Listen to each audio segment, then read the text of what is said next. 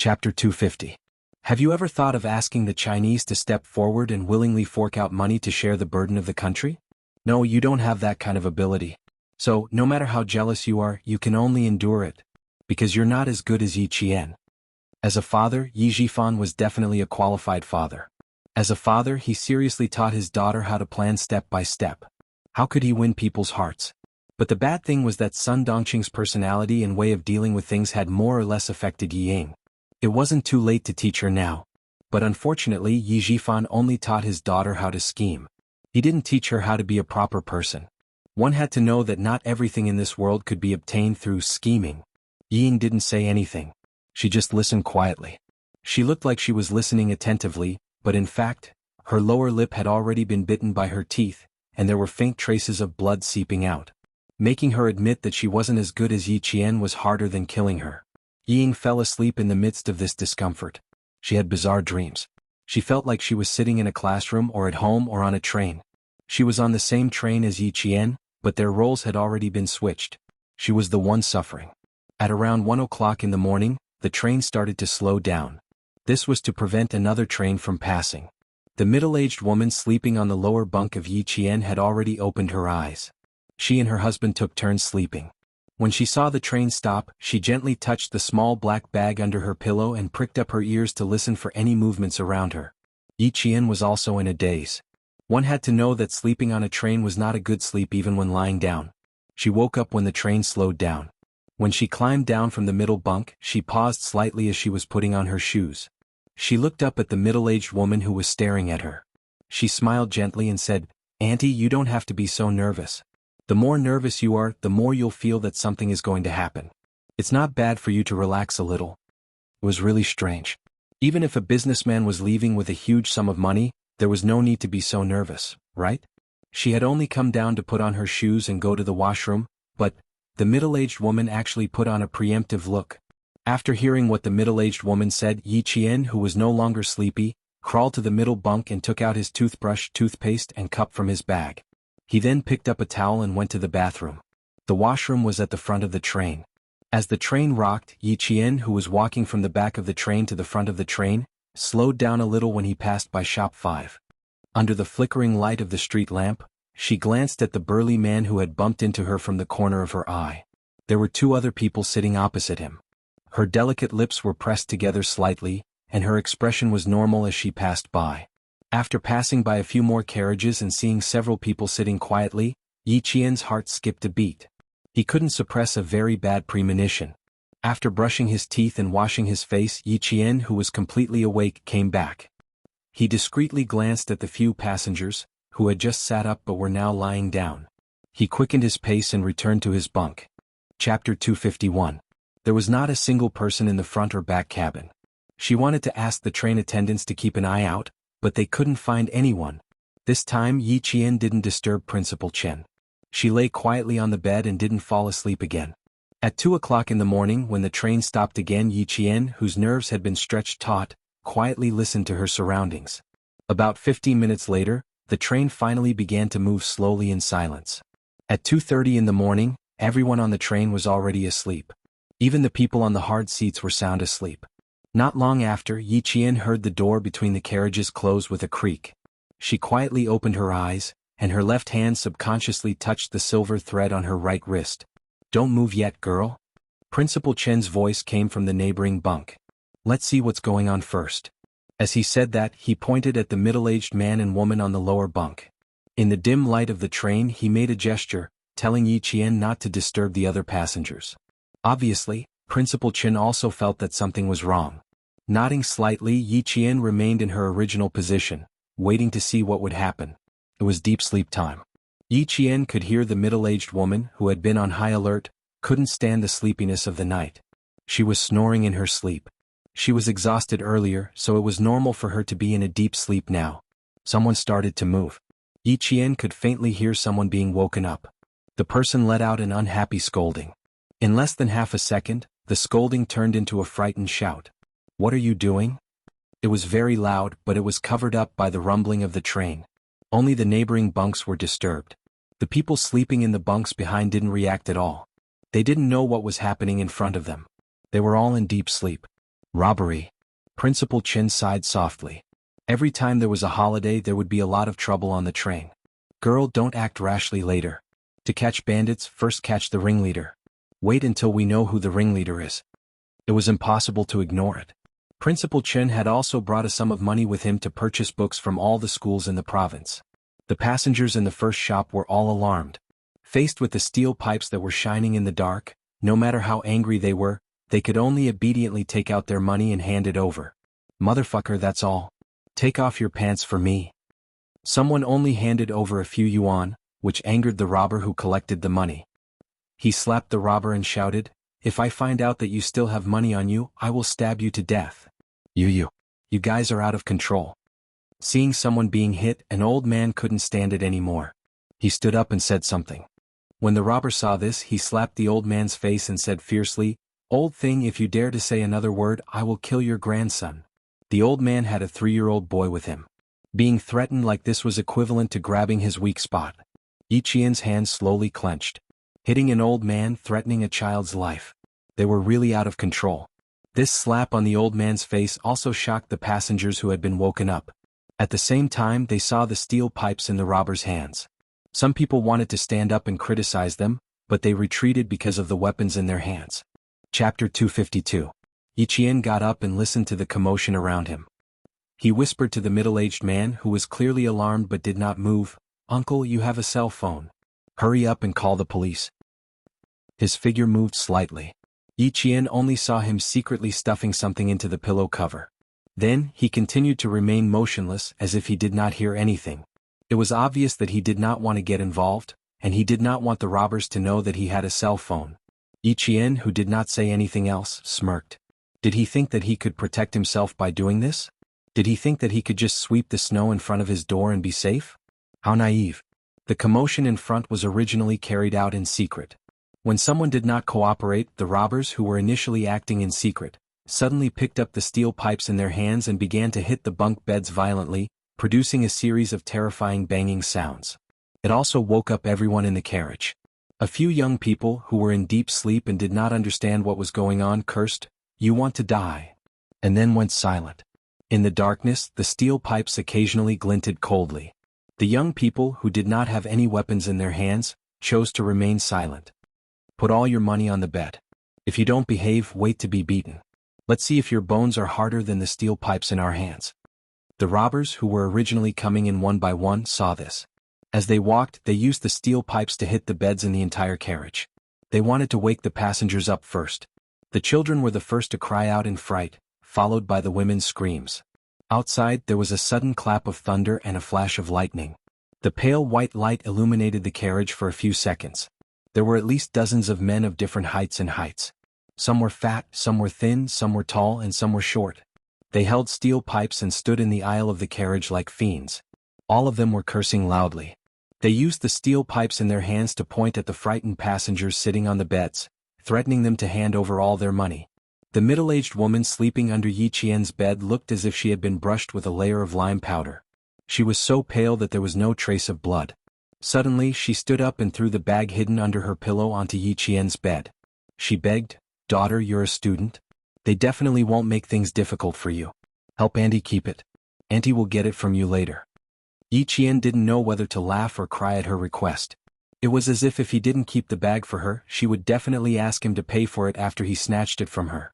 Was there such a good thing in the world? She threw the bag back and said softly, "They didn't even let off a child's body. Do you think they would let off a living person like me? Also, Auntie, put away your little schemes of Yan'an City's people. I don't want you to ask me for compensation when the money is gone."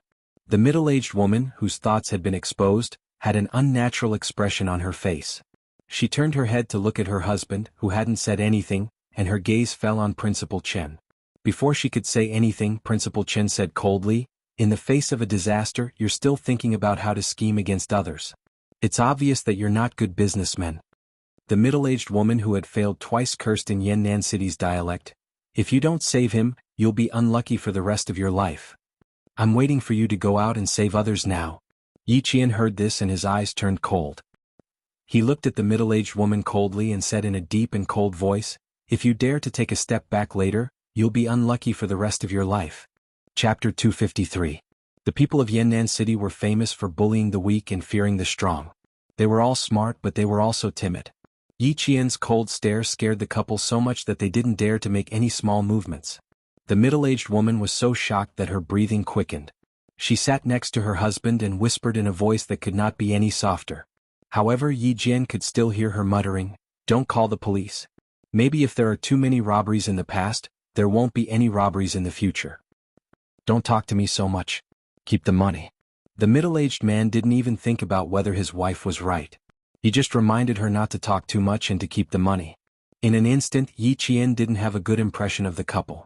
Yi Ying, who was near the front of the bunk, was already sitting next to Yi Jifan obediently. Her hands were tightly grabbing onto the corner of her father's shirt. There was not much fear on her face, but her eyes were full of panic.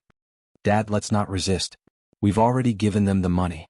Holding such a thick steel pipe, she didn't want to lose her life for money. Yi Jifan gently patted the back of his daughter's hand. They definitely had to take out some money, but taking out all of it was impossible. "Don't talk. You're a student. They won't do anything. Dad will give you the money." Yi Jifan wasn't the only one who thought so. Everyone in the bus thought the same. They definitely had to give them the money, but if they really took out all of it, who would want it? No one. Some people wanted to hide some of the money, but when the steel pipe came knocking on their beds, they screamed in fear. How could they calm down and think about hiding the money?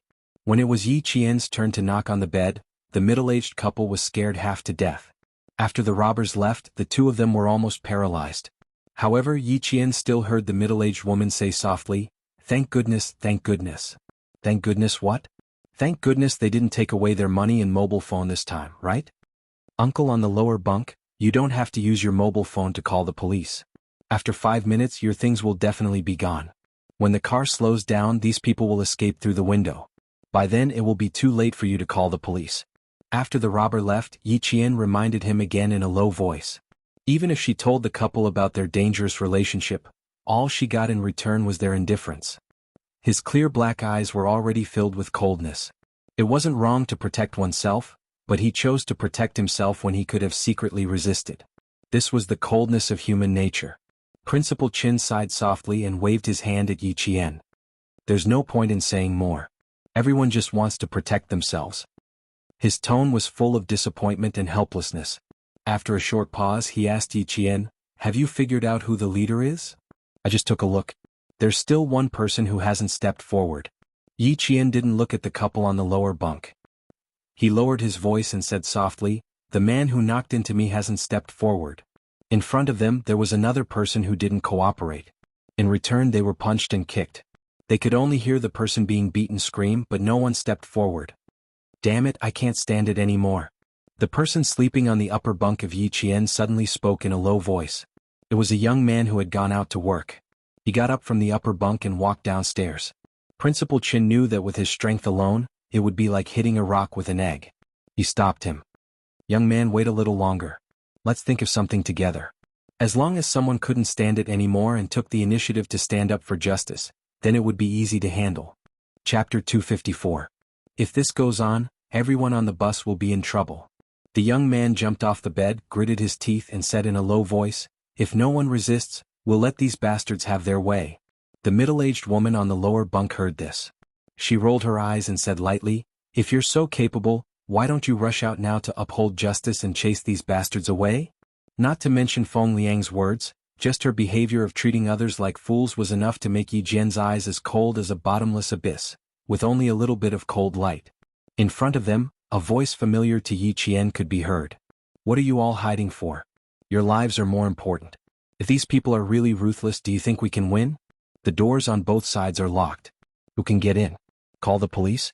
It's no use. This is a mountainous area. When will the police get here? They've already left." It sounded like he was doing it for the good of others. He wanted the passengers to obediently hand over their hidden money. Saving their lives was more important, but it made Yi Qian's pupil's contract. Take out the money as soon as possible and chase them away. Save your lives first. As long as you're alive, you can earn the money back, right? As the man spoke, he put the money on the bed. It's not worth it to throw away your life for a little money. It's that man's voice. He's persuading them to hand over the money. When Yi Jian recognized the voice, a faint smile appeared on her face. He's right, but he's also wrong. This place is indeed a little far from the next station. Based on the current speed, it'll take about half an hour to get there. That means they have about 20 minutes to ransack the entire bus. Yi Qian looked at the young man standing beside him and laughed quietly. Brother, what you need to do is very simple. There's a cell phone under this uncle's pillow. Borrow it and then call the police. This kind of thing requires the police to step in. He emphasized the word borrow, to tell the young man not to borrow it properly but to be forceful. They were all standing together. Yi Qian spoke softly, and the middle-aged woman naturally heard every word. She was so angry that her body started to tremble. She gritted her teeth and said softly, "How dare you? All right, if you dare to snatch it, it means that you are with them. Old Lu, hold on to the phone properly. This girl's heart is black. The next bus would arrive in 30 minutes. It would be great if the people in front didn't cooperate, because this way they definitely wouldn't be able to snatch it from their side. When the police came, what if they alerted these robbers who valued money more than their lives? What if they paid with their lives?" Yi Jian, who was looking around, seemed to know what she was thinking. Her light chuckle was filled with coldness and ridicule. You want to keep the money, but you also want the robber to leave on his own accord. Auntie, don't be too optimistic. If you call the police after they've ransacked everything, that will be a real loss. You won't be able to get a single cent back. These words were a real threat to the robbers. Principal Qin didn't say anything to stop them. He let Yi Qian intimidate the couple by himself. When the middle-aged man heard this, he said softly, "Block them for me. I'll call the police." He didn't feel at ease leaving the cell phone in someone else's hands. The commotion in front was getting louder and louder. The robbers knew they didn't have much time. They pointed metal pipes at the passengers and threatened them as fiercely as they could. Not only were the children crying in fear, even the timid women were crying. Chapter 255. The middle-aged man's hands trembled when he heard the voices. He stuffed the mobile phone into Principal Chen's hands and said, "Big brother, you're here." The train continued to rumble on. The U and City Police Station dispatched dozens of police cars on this rainy night. All of the police officers were armed as they rushed towards the train station.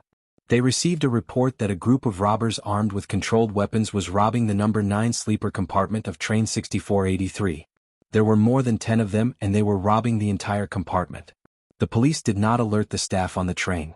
The person who called the police had made it clear that there was not a single train attendant on duty in the number 9 sleeper. Therefore, it was not advisable to alert the staff on the train. Therefore, they only informed the conductor to slow down the train when the police arrived. Principal Chen, who had made the report, leaned forward slightly and looked at the robbers who were robbing the compartments one by one.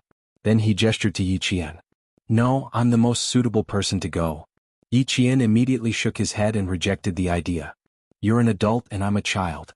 It's best if I go. Also, I have a self-defense weapon. I can protect myself. Also, I have my own considerations.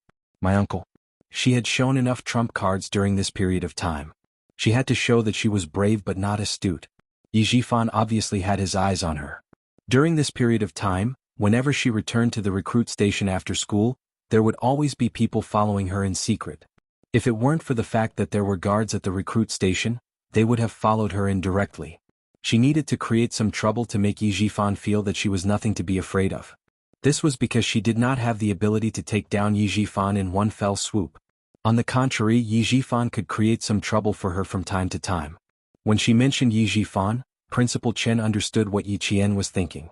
Moreover, this girl had the ability to protect herself. There was no doubt about this. He handed the briefcase that he carried with him to Yi Qian. "You have a good reason to be a teacher. This is the proof of your loyalty." When the middle-aged couple saw this, the expressions on their faces changed. One moment they were conflicted and the next moment they couldn't bear it. "Daughter, be careful."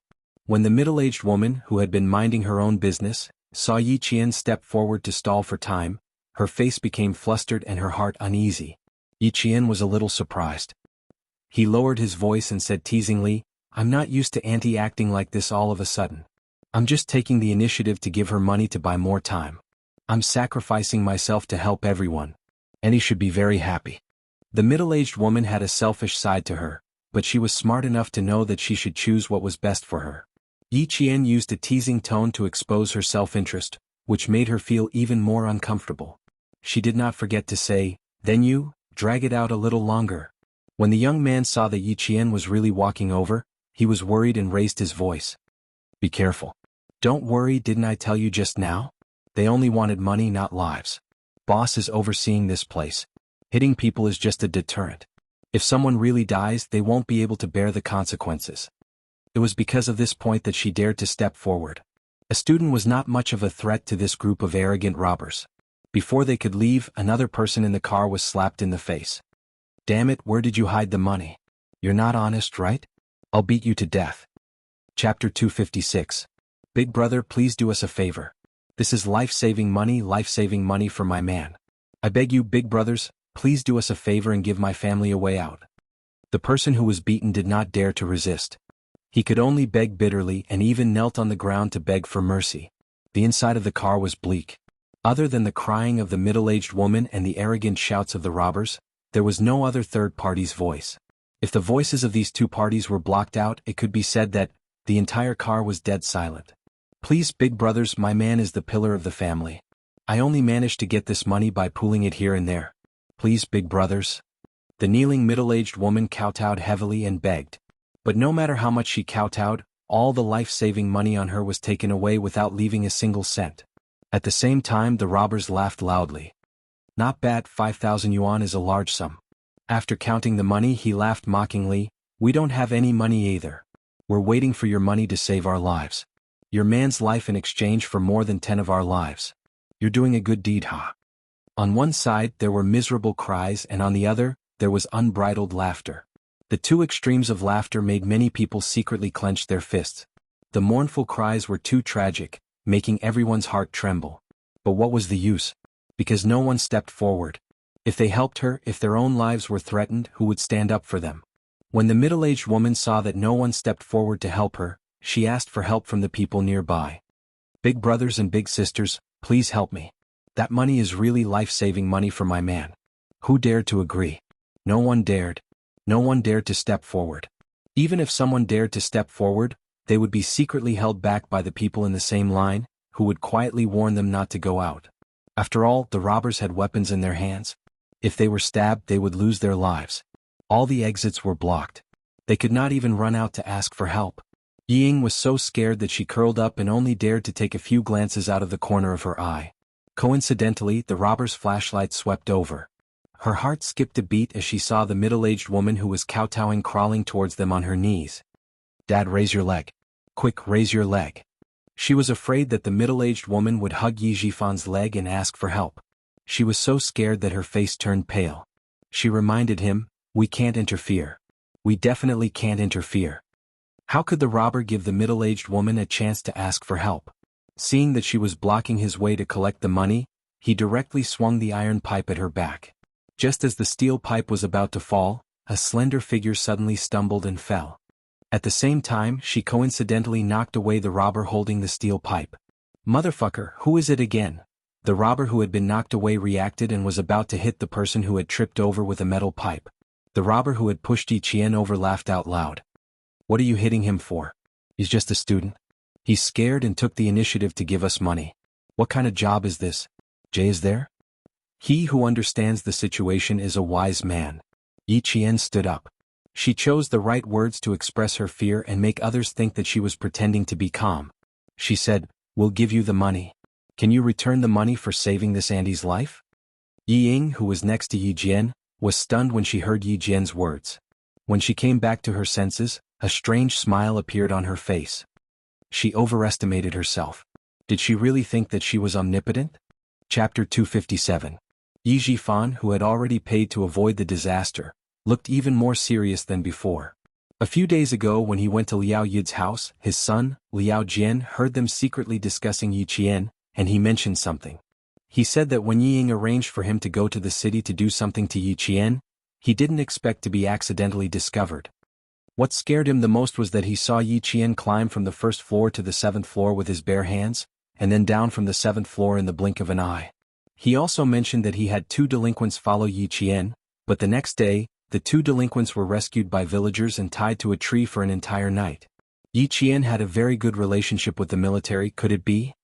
Yi Jifan faintly guessed a possibility, and his gaze became even colder than when he personally handed over the money. If this girl really trained well in the military, was smart and capable and had good skills, it would be even harder for Ying Ying to surpass her then. Ying would have even less of a chance of marrying into a rich family. Ying was so excited that she clenched her fists. The more this damn girl talked, the more trouble there would be. Just wait for these people to deal with her. As he helped the middle-aged woman up, Yi Qian secretly glanced at Yi Jifan. In the flashing flashlight, Yi Qian saw Yi Jifan's cold expression from the corner of her eye. She knew that Yi Jifan was paying attention to her as she guessed. That day at school, after thinking about it, she was too aggressive and should have restrained herself. With a slight sneer, Yi Qian said to the robbers in a negotiating tone, "If we give you our money, then can you return this Andy's money to her?" Ying almost laughed out loud when she heard this. She even dared to stand up and show off her ability to deal with robbers robbing her of her money? Yi Qian, this kind of negotiation was simply wishful thinking, digging her own grave. Smart? Was this the so-called smart? This is called being bold but not astute. There was a saying that the more one spoke, the more mistakes one made. The saying was true.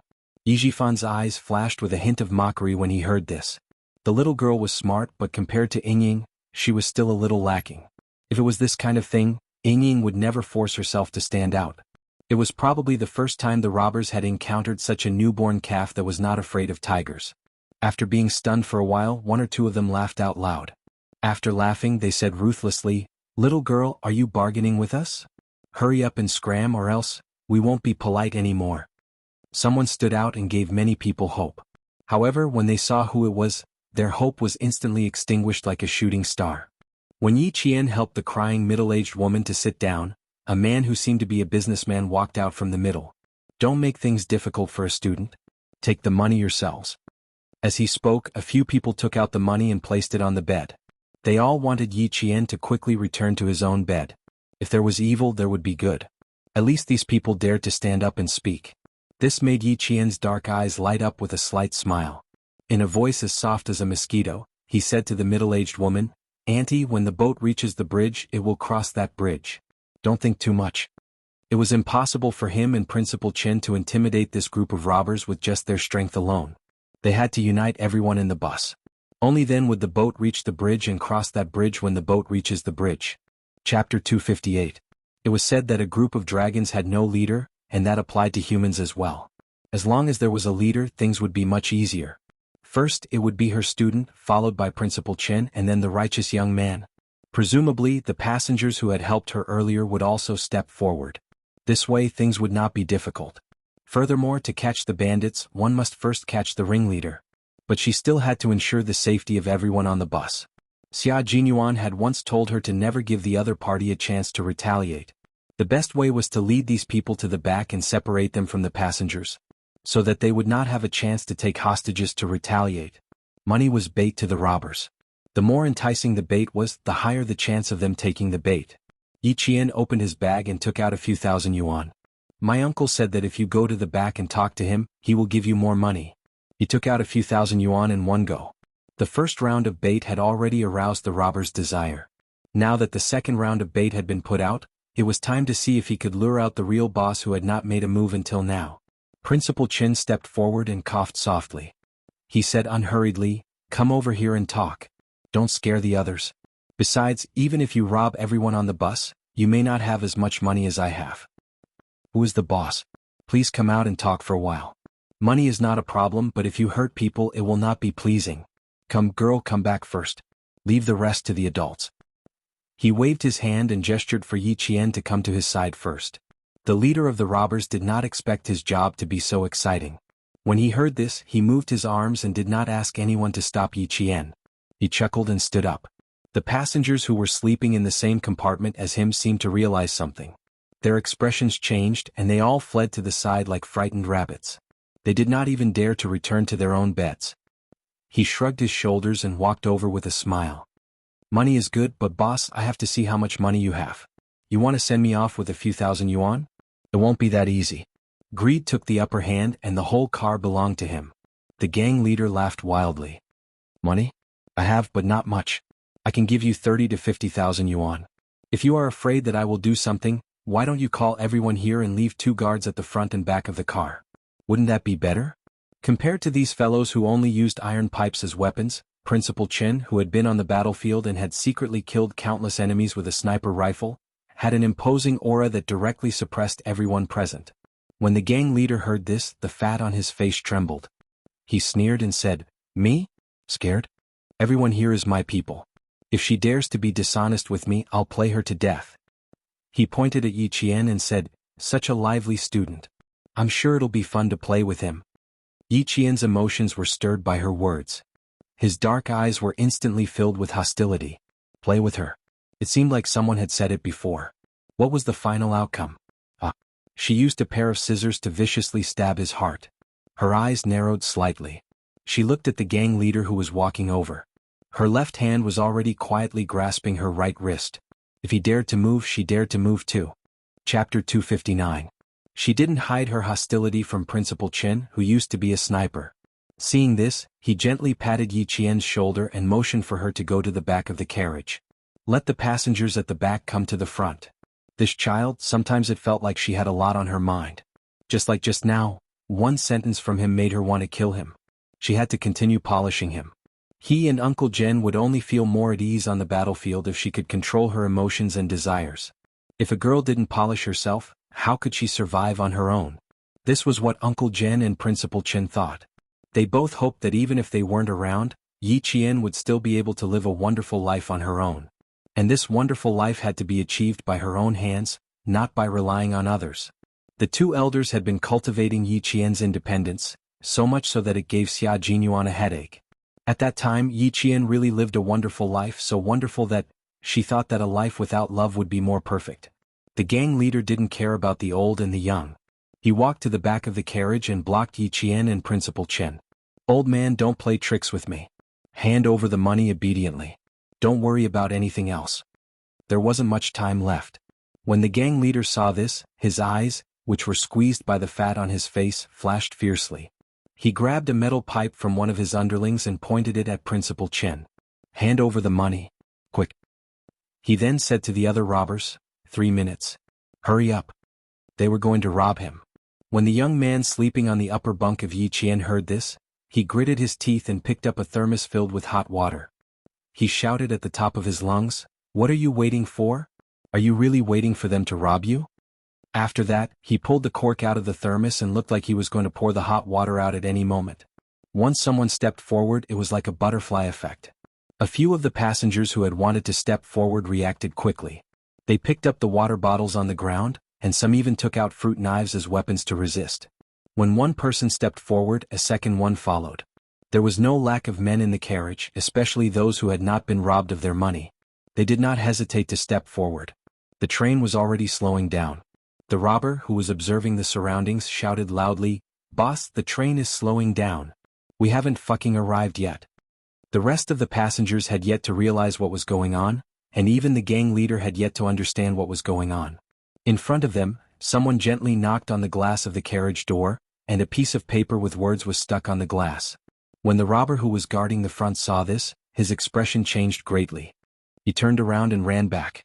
"Big brother, there's a situation. Let's go." The robber who had been standing behind Yi Qian and guarding the carriage door rushed out in a panic. "Boss, let's go. The car is going to stop, the car is going to stop." At this moment, the police of Yu and city were already waiting with guns on both sides of the railway. As soon as the train stopped, they would immediately surround carriage 9. Everyone in the carriage knew that the police were in front of them. When they confronted the robbers, they were no longer as afraid. In just a minute, the entire carriage was in a standoff. The robbers were no longer the dominant party. When the gang leader realized that he had been fooled, his narrowed eyes revealed an ominous glint. He said fiercely, "Fuck, they really played me. They even called the police." Chapter 260. There were still 15 minutes before the train would stop at the station, so the sudden deceleration naturally attracted the attention of the robbers. In addition, as Principal Chen had said, there was someone working with them, so the robbers knew that the police had arrived. After the gang leader shouted, "Call the fucking police," he fiercely picked up the metal pipe in his hand and swung it directly at Principal Chen's head. "Motherfucker," purposely stalling for time. "You're courting death." The robbers were all arrogant people. Seeing this, they all picked up the metal pipes in their hands and swarmed forward. They all wanted to beat up the old man and the young girl who dared to trick them before they left. The silver wire in her hand was waiting for Yi Qian to throw it out. One end of the silver wire was like a snake as it tied tightly to the metal pipe in the gang leader's hand. With another tug, The metal pipe flew out of the gang leader's hand and landed in Yi Qian's hand in the blink of an eye. Principal Chen, this is for you. See if it's convenient for you. Everyone was squeezed to the back and the front was a mess. How could Yi Jifan have the chance to care about her? The king was already in front of him, so he naturally had to capture her. Her move really scared the gang leader. He stared at his hand that was still holding the metal pipe, then looked at Yi Qian. The muscles on his face twitched. It was obvious that he was extremely angry. No wonder you dared to ruin my plans after eating a bear's heart. You actually have some skills. Brothers, whoever kills this old man and the young girl today will have all the money stolen from just now. Although the gang leader was angry, he was still quite smart. He knew that killing people was against the law, so he didn't do it himself. Instead, he instigated his subordinates to do it. Under the stimulation of money, these daydreaming robbers who were only in their 20s suddenly became excited. They raised the metal pipes in their hands and swung them at Yi Qian and Principal Chen. The passengers in the back were tense. When they saw the robbers swinging the iron pipe at the old man and the young man who were obviously trying to save the passengers, the young man in the upper bunk of Yi Qian shouted, "You bastards will burn to death." As he roared, he poured the entire pot of hot water on the robbers. He started it, and all the male passengers who had hot water bottles in their hands did the same. They all splashed the hot water on the robbers. It was late at night and the robbers were all wearing thin clothes. When the scalding hot water splashed over, their screams were even louder and more miserable than the screams of the passengers. They were all screaming because they were scalded. Women and men moved to the back. Quick! Joining the melee, the brave male passengers protected the old and young, and the women ran to the back. There were also timid men who ran after them. When they reached the corridor connecting the number 9 and number 10 cars, they found that the door was locked by a hexagonal lock. One by one they slammed on the door. More than 10 people rushed over. The robbers who were originally guarding the door were so scared that they immediately threw away their metal pipes. They had no choice but to pretend to be passengers and squeeze in the middle. It was 3 in the morning and the sleeping passengers in the number 10 car didn't move at all. Even when the passengers in the number 9 car banged on the door, they didn't wake up. The door to the number 9 car wasn't the only one that was locked. The door from the number 10 car to the number 9 car was also locked. Naturally, someone did it on purpose to not disturb the passengers in the number 10 car. It was unknown which passenger was agile, but after climbing onto the luggage rack, he pushed all the luggage onto the aisle. In the face of danger, a person's strength was limitless and so was their wisdom. Using this method could be considered a way to prevent robbers from harming the old and young. Chapter 261. Some people threw their luggage while others began to throw the sheets and blankets on their beds. This way the robbers with metal pipes had no choice but to retreat. My bag, hubby, our bag." In the chaos, a woman's scream was always the most penetrating, comparable to the sound of a war drum. But no one cared and it seemed like no one heard her. Even if they did. Who cared about bags at this time? Beating the robbers away and letting the police take them away was the most important thing. Yi Ying, who was closest to the middle-aged woman, had been stepped on countless times and elbowed her in the chest countless times. She couldn't help but yell back, "You're still worrying about your bag? Is there something wrong with your brain?" A thin blanket suddenly covered her head. She, who was plunged into darkness, subconsciously tried to pull the blanket away. Suddenly, something hit the blanket heavily and repeatedly. A robber climbed onto the luggage rack and started beating people up. Yi Ying, who guessed it, didn't dare to pull the blanket away. She didn't know who had kindly covered her with the blanket, but she grabbed it tightly with both hands and kept squeezing her whole body back. The middle-aged woman who had called out, "My bag," was also under the blanket. When she realized that there was someone on the luggage rack, she instinctively reached out to grab the blanket to protect herself. Who knew that Yi Ying, who was struggling to breathe, would grit her teeth when she realized that she wasn't as strong as the middle-aged woman. She grabbed the blanket with one hand and used the other to push the unsteady middle-aged woman forward. The middle-aged woman, who wasn't on guard against her back, fell forward under Yi Ying's force. When the robber who climbed onto the luggage rack saw this, he raised his metal pipe and swung it fiercely. The middle-aged woman screamed, and Yi Ying's heart skipped a beat. Yi Qian and Principal Chen fought against the robbers and tried their best to protect the passengers. Yi Ying, on the other hand, was thinking of ways to save her own life and let others suffer. "Boss, let's go. It'll be too late if we don't leave now. The train is about to stop." The train was slowing down. After the robber who was guarding the train opened the door, he shouted at his companions who were fighting in the chaos, "The door is open, let's go." More than 10 robbers faced more than 20 male tourists. The sound of metal pipes, loud roars, and the sound of metal clashing against metal drowned out the sounds of the robbers opening the door. Yi Qian had been staring at the two robbers who were guarding the train door for a long time. When he saw that they had opened the door, he kicked them off the train without saying a word. At this speed they would at most suffer some pain from the fall, but they would not fall to their deaths. Moreover, her focus was not on a few small fries, but on the gang leader who had just arrogantly said that he would do something to her. If she captured the king, she would not be afraid that the police would not be able to catch the small fries. As the train slowed down, the dim street lights on both sides of the railway were no longer flickering. The light that shone into the carriage allowed them to see more clearly, making it easier to fight against the robbers. It also allowed Yi Qian to see the gang leader who instigated the kids to charge forward while he himself retreated, looking for an opportunity to jump out of the car. Let's get off first. This place is small, so it's not easy to use. After seeing through his intentions, Yi Qian smiled at Principal Chen, who had no problem subduing a few small fries, and said, "It's easier to stretch our muscles when we're outside."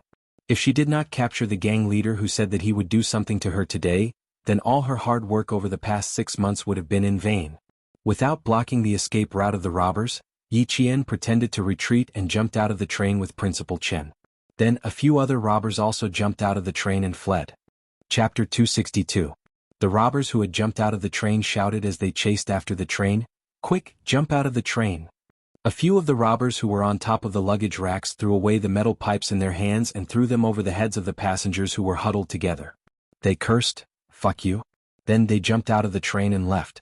Seeing that their accomplices had left one by one, the remaining robbers naturally couldn't stay on the train.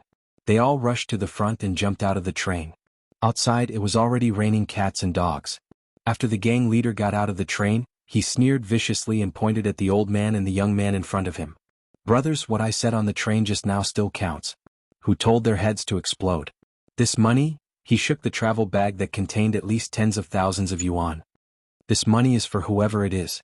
After getting out of the train, the gang became even bolder. The train came from behind them and the robbers who were holding the metal pipes fearlessly chased after it. Gunshots were heard. The police in Yu and city realized that something was amiss and fired a warning shot. They quickly rushed over with their men. Fuck. When the gang leader saw this, he knew that it was impossible to deal with the old man and the young man in front of him. He shouted, "Go!" and left first. "Just you wait. Sooner or later I'll get my revenge." Since ancient times, robbers have always been afraid of soldiers. When the police arrived and fired their guns, the effect of deterrence was. The robbers who were murderous and wanted to chase after Yi Qian immediately scattered. They crossed the tracks and rushed into the darkness in the rain. Yi Qian's target was only the gang leader. After the gunshots were heard, he said to Principal Chen, "Your shoulder hurts. You can't get in the rain.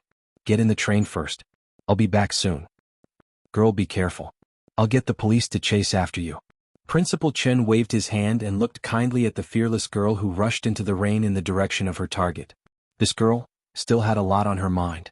When the gang leader said that he wanted to do something to her, he was so murderous that it scared him. She had to vent this murderous aura. She couldn't suppress it in her heart. Since she wanted to chase after him, then go ahead. As for killing someone, she wouldn't do it. When the armed policeman caught up with them, Principal Chen told them the direction in which the gang leader had fled, but he did not mention that Yi Qian had followed him. The train stopped with a long creaking sound. No one dared to move in the number 9 carriage, which was filled with cries. They were afraid that there would be robbers coming out with iron pipes to beat them. No one knew who said, "Let's go." The passengers who were huddled together were so exhausted that they felt like they had lost half their lives. Although they relaxed, they were so scared that they broke out in a cold sweat. None of them dared to move. By the side of the aisle, someone was groaning in pain while lying on the ground. The sound drifted into Yi Ying's ears, causing her body to stiffen. Her face was filled with panic. It was the middle-aged woman who was pushed out by her and spoke with a Yannan accent. There were many injured people on the bus. Some of them were bleeding from their heads. Fortunately, they were still alive and had escaped this disaster. Money. My husband's life-saving money. Among the passengers, the woman who remembered to give her husband life-saving money ran over while crying. The aisle was filled with luggage. She crawled on all fours to get her money back. She was not the only one who had suffered losses on the bus, but she had lost the most money. Before she could walk out, she was stopped by the police who rushed in and quickly arranged for the police to understand her situation. Chapter 263. Ying sat on the bed, still in a state of shock. She watched the medical staff who came with the police treat the wounds of the injured passengers. The passengers with bleeding heads were carried on stretchers and sent directly to the hospital. The passengers with lighter injuries were checked. After confirming that there were no major problems, the passengers were allowed to continue resting in the carriage. Why don't I see the female student who stood up for everyone just now? Wasn't she on the train just now? Quick, look for her. When the frightened passengers heard that the old man and the young girl who saved everyone were not on the train, some of them surrounded the police to explain the situation. There were also some who looked up and down the train to find them. The middle-aged woman from Yan'an City had a bloody wound that was at least 5 centimeters long on her head. When the medical staff stopped her bleeding, she grabbed the hand of a police officer. No matter how painful it was, she had to finish her sentence. "Officer, I was pushed out by a young girl. I want to sue her, I want to sue her. My conscience was bitten by a dog. The other young girl risked her life to save everyone, but this young girl pushed me out in order to divert the attention of the robbers." Although her voice was not loud, Ying, who had been paying attention, heard everything clearly. Her shoulders trembled slightly. She said to Yi Jifan, who was drinking water, "Dad, I don't feel well. I want to lie down." If she did not want to be discovered, she could not be questioned by the police. She could not speak in front of this middle-aged woman. She had to remain silent. She could only wait until the provincial police got off the train. That would be safe. After such a big incident, the police were very efficient. They arranged for people to guard the train and asked the passengers who were not injured and could pack their luggage to pack their luggage first. Then they asked the injured passengers who needed to go to the hospital to tell them what their luggage looked like and what was inside. The police took care of them and carried them off the train. Principal Chen, who came up with the police, knew that the passengers in the train were looking for him and Yi Qian. He quickly smiled and stopped everyone. "We are fine. The young girl is just a little bold. She was also frightened when she was forced to jump out of the train. She is now resting in the conductor's lounge. Thank you for your concern." Hearing this, the people in the carriage let out a long sigh of relief. The middle-aged woman who was lying on the stretcher and preparing to get off the carriage was also ashamed. "Big brother, you and that little girl. I will never forget you in my life." At the last moment, he gritted his teeth and said, "And that little girl who caused me to be hit by the metal pipe, just you wait." This was the attitude of someone who swore to pursue the matter to the end. The train did not move, and the passengers squeezed into the hard seats woke up from the heat. When the windows were opened, the wind and rain from outside blew in, bringing with it a chill that made many people fall asleep. No one paid much attention to what was happening in the heavy rain with thunder and lightning. As for why the train stopped, everyone was already used to it. The rain showed no signs of stopping. While the police were dealing with the matter in the 9th carriage, the police arrested several robbers in the rain and escorted them into the police car. The gang leader who was stopped by Yi Qian was no longer as arrogant as before. His wrists were tied tightly by something that he could not pull off no matter how hard he tried. The high school student who stood in the dark like a ghost did not make a sound from the beginning to the end. He just chose to hit different places. Chest, lower abdomen, knees. He hit wherever it hurt the most. He hit him until he was afraid. Chapter 264. Big bro, you're looking for Lele? Aren't I with you right now? Why don't I see Lele? The silver wire in his hand was like a part of Yi Qian's body. It wrapped around the man's wrist. He raised his heel and kicked the man's chin hard. The force was a little too strong. The kick knocked the gang leader's lower and upper teeth, breaking 2 of his front teeth on the spot. His mouth was filled with the smell of iron. His right arm was tightly bound. Even though his right hand was not bound, his palm was riddled with wounds. The deepest wound was so deep that his flesh could be seen. He had tried to grab the silver wire, but he didn't know that he had used the wrong method. The silver wire had cut into his palm and left a wound. He couldn't help but scream in pain. Yi Qian couldn't hide his viciousness. When he thought about how he died in his previous life, his viciousness was still faintly cold. Her short hair was already wet and rainwater flowed down her forehead. Her dark eyes that had been washed by the rain looked especially cold and indifferent in the rainy night. "Why wouldn't I be happy to play with you? Didn't you say you wanted to play on the train?" Her voice was so cold that it was as if it had seeped through a cold lake. Every word was like a blade that cut through the gang leader's ears. Fear rose in his heart at this moment. Yi Jian's hands were tied together, and as Yi Jian leaped behind him, the long silver thread was already wrapped around his neck. Save me. Save me. The silver wire continued to tighten, but his hands were also entangled by it. The more it tightened, the more his hands were pressed against his neck. He didn't dare to use any strength. If he used his hands, the silver wire would dig into his flesh and wrap around his wrist bones. His feet had only taken half a step forward when the back of his knee was ruthlessly kicked. The kick caused him to stagger and fall to the ground on one knee. The gravel below him was so painful that he felt as if his kneecap had been shattered. "I'm having fun now. Why are you still shouting for help? Isn't this what you wanted to see? It's just a swap of roles. You're the one being played by me. Isn't the process the same?" In that life, if she had the skills she had today, she wouldn't have been humiliated by a villain. Why would he pay with his life in the end? Since she was reborn, she would never allow anyone to humiliate her again. Absolutely not. Her voice brushed past the gang leader's ear. It was cold and as sharp as a blade. The gang leader was so scared that he peed his pants and begged for mercy. "I'm not playing anymore. I'm not playing anymore. I didn't see MT tie. I'm sorry." His neck was strangled, his hands were tied, and the pain in his knees was unbearable. Even so, he had to open his mouth and beg for mercy. "I won't dare. I won't dare. In the future, I won't do it again. Spare my life. Beg for mercy, I don't dare offend. Help." Yi Qian, whose eyes were cold and fierce, blinked lightly. His eyes were a little sore, and then warm tears washed down his cheeks along with the rain. It was as if something heavy had been lifted from her shoulders, causing her shoulders to relax completely and her back to straighten completely. A strong flashlight shone over. It was the police who were chasing after the culprit in the rainy night. There were about 5 of them, and they were closing in on them in an outflanking manner. Yi Qian slightly exhaled a mouthful of turbid air. His pursed lips curved slightly. As the vicious aura around him quietly dissipated, the resentment and hatred in his eyes also disappeared with a smile. Chapter 265. The police's voice, strong footsteps. The flashing lights were frightening in the eyes of the robbers, but it made Yi Qian feel as if his feet, which had been stuck in a quagmire, had finally been pulled out. In her previous life, it wasn't that no one had saved her, but she wasn't that lucky. "You're very lucky. If the police had come any later, I don't think you'd have survived." Yi Qian let go of the silver wire and smiled coldly as he retracted the silver wire that could save his life or kill him. As the robber gasped for breath on the ground, Yi Qian picked up the black bag filled with money that had been washed by the rain and walked into the darkness. In this life, the outcome of her previous life would not be the same. In this life, she didn't have to worry about being humiliated to death, and she didn't have to worry about whether or not someone would come to save her when she was in danger. Because she could finally use her own abilities to defeat the person who dared to humiliate her, making him unable to fight back, and she could finally walk out of that shadow feeling relaxed and satisfied. The train had stopped for nearly 20 minutes and would leave in another 10 minutes. Principal Chen, who had changed his clothes, sat quietly in the conductor's lounge, listening to the cries and laughter of the passengers in carriage number 9.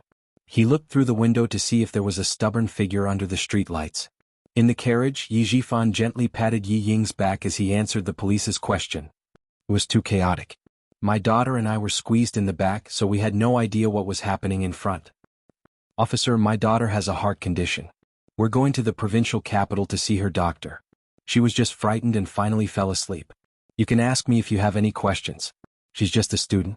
She was scared out of her wits and only knew how to cry. How could she know anything else?" He also took out the medical record. It was the City People's Hospital's diagnosis. Yi Ying's name and symptoms were clearly written on it. The police flipped through the medical record and returned it, then asked if he wanted the medical staff to examine it. Yi Zhifan declined, saying that it was inconvenient for him to sleep. After the police left, Yi Zhifan frowned and said coldly, "Ying, you always do stupid things at inappropriate times. You think it's flawless, but it's actually full of loopholes." Ying, who was lying on her side and pretending to be asleep, clenched her fists tightly under her thin back. She did not answer and only kept her eyes open. The fear in her eyes slowly disappeared after the police left. "I'll go check on Yi Qian. She hasn't shown up yet." Yi Zhifan knew that his daughter was definitely listening, but she had always been arrogant and thought too highly of herself. Just based on this, she was inferior to Yi Qian. Just as the woman from Yannan City had said, even he had to admire Yi Qian's bold behavior. In that case, what gave her the confidence to be so daring? Not bad at all? Support from the army? Principal Chen's arrangement? He needed to personally verify and inquire about it.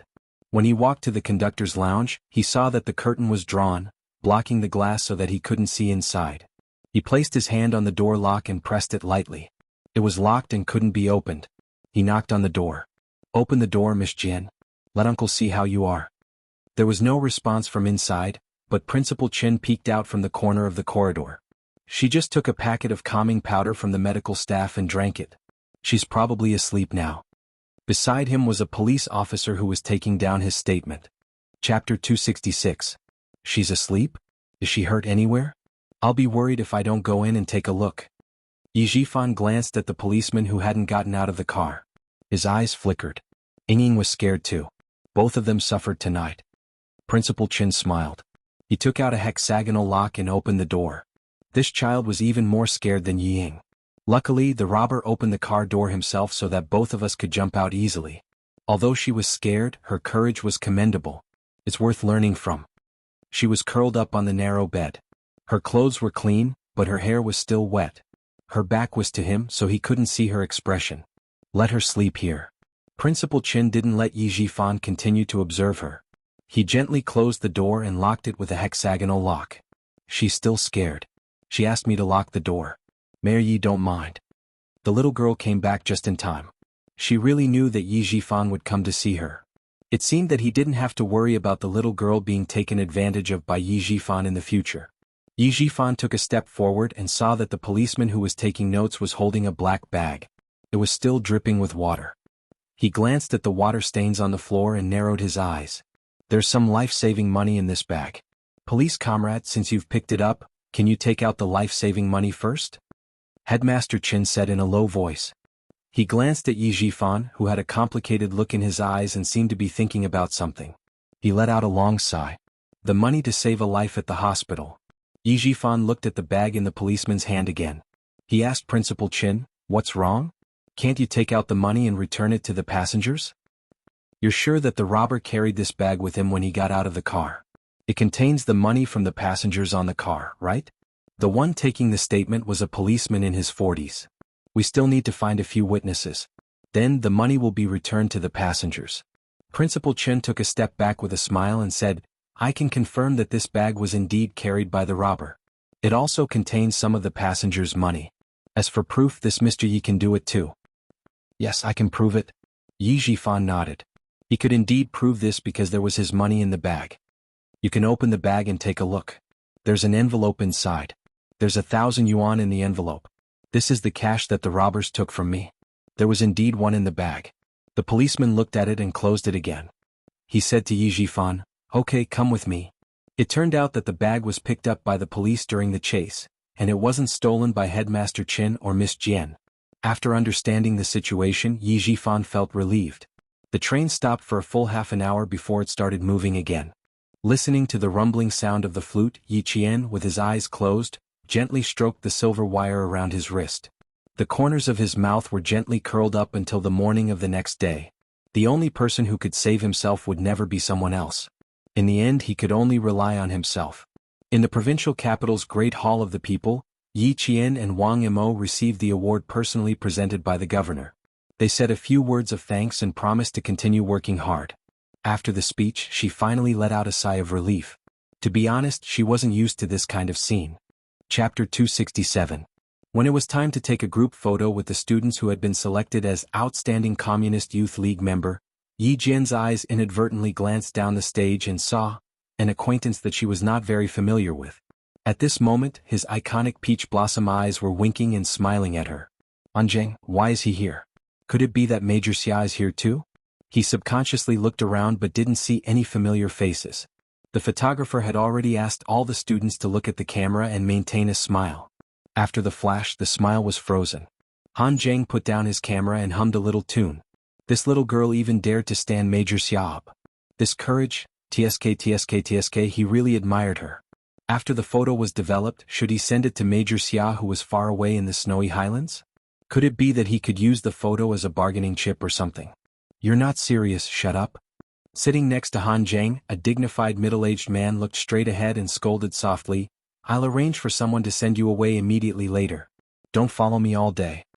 Han Zheng snorted softly and said lazily, "Brigade Commander Han, if you agree to let me go now, I'll leave immediately and won't be in your sight for a few years." If you don't agree, I'm sorry, but I still have to follow you. Commander-in-Chief Xia is much more open-minded than you. He knows that soldiers have to be tortured. You should learn from him.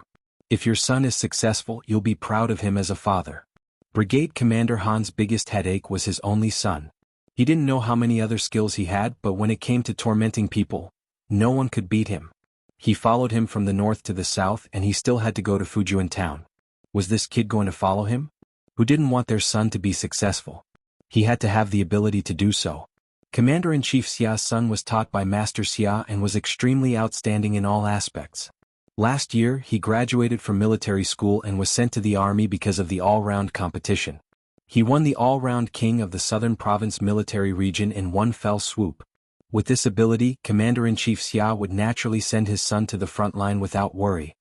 Dad, you don't really look down on me and think that your son is inferior to others, right? Let me tell you, I, Han Zheng, am also a man of indomitable spirit. Back then you kicked me to military school. Now that I'm finally going to move up, are you going to stop me and make me useless? The transfer order has already been issued, what's the point of holding on to it? Military orders, Brigade Commander Han Zheng. How could Han Zheng not know what his father was worried about? His father was just afraid that he would accidentally die at the front line. After all the students had left the stage, Brigade Commander Han sighed and said, "Let me think about it." Then he asked, "Why did you keep taking pictures of the girl in the middle? Do you know her?" "Yes, she's a good girl. Master Xia admires her a lot." Han Zheng lowered his head and looked at the camera. There were still 10 rolls of film left. He would go out and take a few solo photos of her later. "Dad, you have 3 days to consider. I'll leave later so as not to bother you." Yi Qian came down from the stage after taking the photo. He glanced at Han Zheng a few times and only looked away after confirming that Xia Jinyuan was not there. When he came down, there were still camera flashes. No matter how bored Yi Qian and Wang Yimou were, they still had to smile until the end of the meeting. Chapter 268. The 3-hour meeting lasted from 9 in the morning to 12 in the afternoon. Yi Qian, who had been smiling the entire time, felt his cheeks stiffen. The end of the meeting didn't mean that he could leave. He chatted with Principal Chen and several leaders of the city's education bureau as they walked towards the provincial government cafeteria. Secretary Wu had already started asking where Yi Qian was going to attend the high school entrance exam. He also introduced number 1 middle school. Although the environment isn't as good as the provincial number 1 middle school, our number 1 middle school is the first school to introduce the internet to our students. Moreover, along the way, Secretary Wu wasn't the only one who mentioned number 1 middle school. The other leaders also did the same. It was clear that they all wanted Yi Qian to stay in the city and not be recruited by the provincial government. Principal Chao of the provincial government cafeteria finally finished his small talk with the leaders. When he walked over, he heard Yi Qian, who the school wanted to recruit, say with a smile, "Actually, I didn't consider going to the provincial government to study. Firstly, it's too far away. Secondly, it's not necessary. You ultimately have to rely on yourself to study. Whether you can get into your ideal university is also dependent on yourself. I don't want to go to a school that's too far away. I'll just study in the city."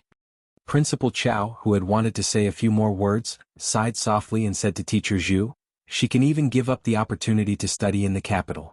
If she gives up the opportunity to study in the provincial government. Sai, let's go. This girl is a piece of gold. She will shine no matter where she goes. Not going to the capital or the provincial government." To make it easier for him to go home, Yi Qian chose to study in the city. When they were about to reach the cafeteria, Yi Qian saw Han Zheng standing under the shade of a tree with a camera around his neck. He had one hand casually in his pocket as if he was waiting for someone.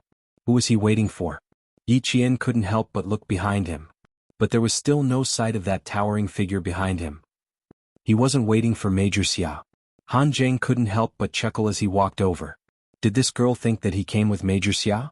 As soon as he moved, Yi Qian immediately whispered a few words to Principal Chen and rushed forward to greet him. Han Zheng had no choice but to stop himself from asking Principal Chen about her daily life. He stood under the sun and waited for her to walk over. She was a very vigilant girl who didn't like people getting close to her. From a psychological point of view, this was also a sign of insecurity. That's right. She had no parents and she was cheated by her uncle's family. It was already very healthy that she didn't develop any world-weary emotions. "Last time, young Master Xia asked you to look for me but you didn't come. As for me, I don't have any other intentions. I just want to see if classmate Yi Qian, who dared to stand young Master Xia up, has any words that he needs me to pass to young Master Xia. So he was here because of what happened last time. Yi Qian smiled and said, "Are you going there too?" The provincial government building occupied a large area. Han Zheng didn't lead Yi Qian to the cafeteria. Instead, he brought her to a military car. "I don't know yet, but it shouldn't be a problem. Let's go outside and chat while we eat. You can even write a letter for me to pass to him." Yi Qian, who didn't refuse, quietly got into the car. She didn't say much until she got out. As Han Zheng drove, he glanced at the silent girl from the corner of his eye. She was really calm. There was no strange expression on her little face at all. "You didn't go," but he rushed over the moment he got off the plane. "Little girl, who knows how many girls in the capital want to meet young Master Xia, but you actually stood him up. You're making an enemy out of all the girls in the capital." Chapter 269. You even went there on purpose? Yi Qian pursed her lips unnaturally and shifted her body. "I was in a hurry to go back. I didn't have time to wait for 2 more days. So should she write a letter? What a problem. She would be lying if she said she didn't feel guilty. He even went there on purpose to see her. It was wrong of her to stand him up." The unnatural expression that flashed across her face didn't escape Han Zheng's eyes. He majored in psychology so he could guess what a person was thinking based on their facial expressions. She was embarrassed when he said it out loud. She felt a little guilty after knowing the truth, but there was no girlish sentiment. Compared to the disappointment on young Master Xia's face when he found out she didn't come, it was the face of a disgruntled husband. Han Zheng wasn't familiar with the provincial capital. After driving for less than 5 kilometers, he saw a decently decorated Cantonese restaurant and drove straight to it. He found a seat near the window and placed his order. Then he placed one hand on the back of the soft seat. His peach blossom eyes, which were usually full of smiles, were now scrutinizing her. He secretly observed the young lady who kept her emotions in check rather quickly. Yi Qian drank her water unhurriedly and generously allowed him to scrutinize her. At first glance, Han Zheng wasn't a very handsome man, but his eyes were bright and gentle. When you stared deeply into the other party's eyes, you could only see his affection and deep doting, as if you were the person he loved the most, the person he placed at the top of his heart. When the expression in his peach blossom eyes became serious and serious, even his gaze became stern. Just sitting there, even if the corners of his mouth were slightly curved, all you could see was the coldness of a soldier. "Classmate Yi Qian, it's obvious now that you don't have any romantic feelings for Major Xia. Of course you can't be blamed for this. After all, you're still young. But Major Xia's feelings for you, how should I put it? It's not love, but it's already within the range of admiration, so..." Hearing this, Yi Qian naturally interrupted him. Looking at him, she said with a faint smile, "So I need to thank Major Xia for his appreciation of me. At the same time, I need to reciprocate. That's because Major Xia is the dream partner of all the young ladies in the capital, and I'm just a girl from the countryside. I have no background, no talent, and no looks. I should be deeply grateful that he has taken a fancy to me. I have to be tactful and go along with it. Only then will I be worthy of Major Xia's appreciation of me." Yi Qian said everything in one breath without pausing. Looking at his slightly stiff face, Yi Qian gulped and added, "It seems that young Master Han is standing up for a friend and fighting for justice. But does Major Xia know about this?" "Eh?" The little girl was so eloquent.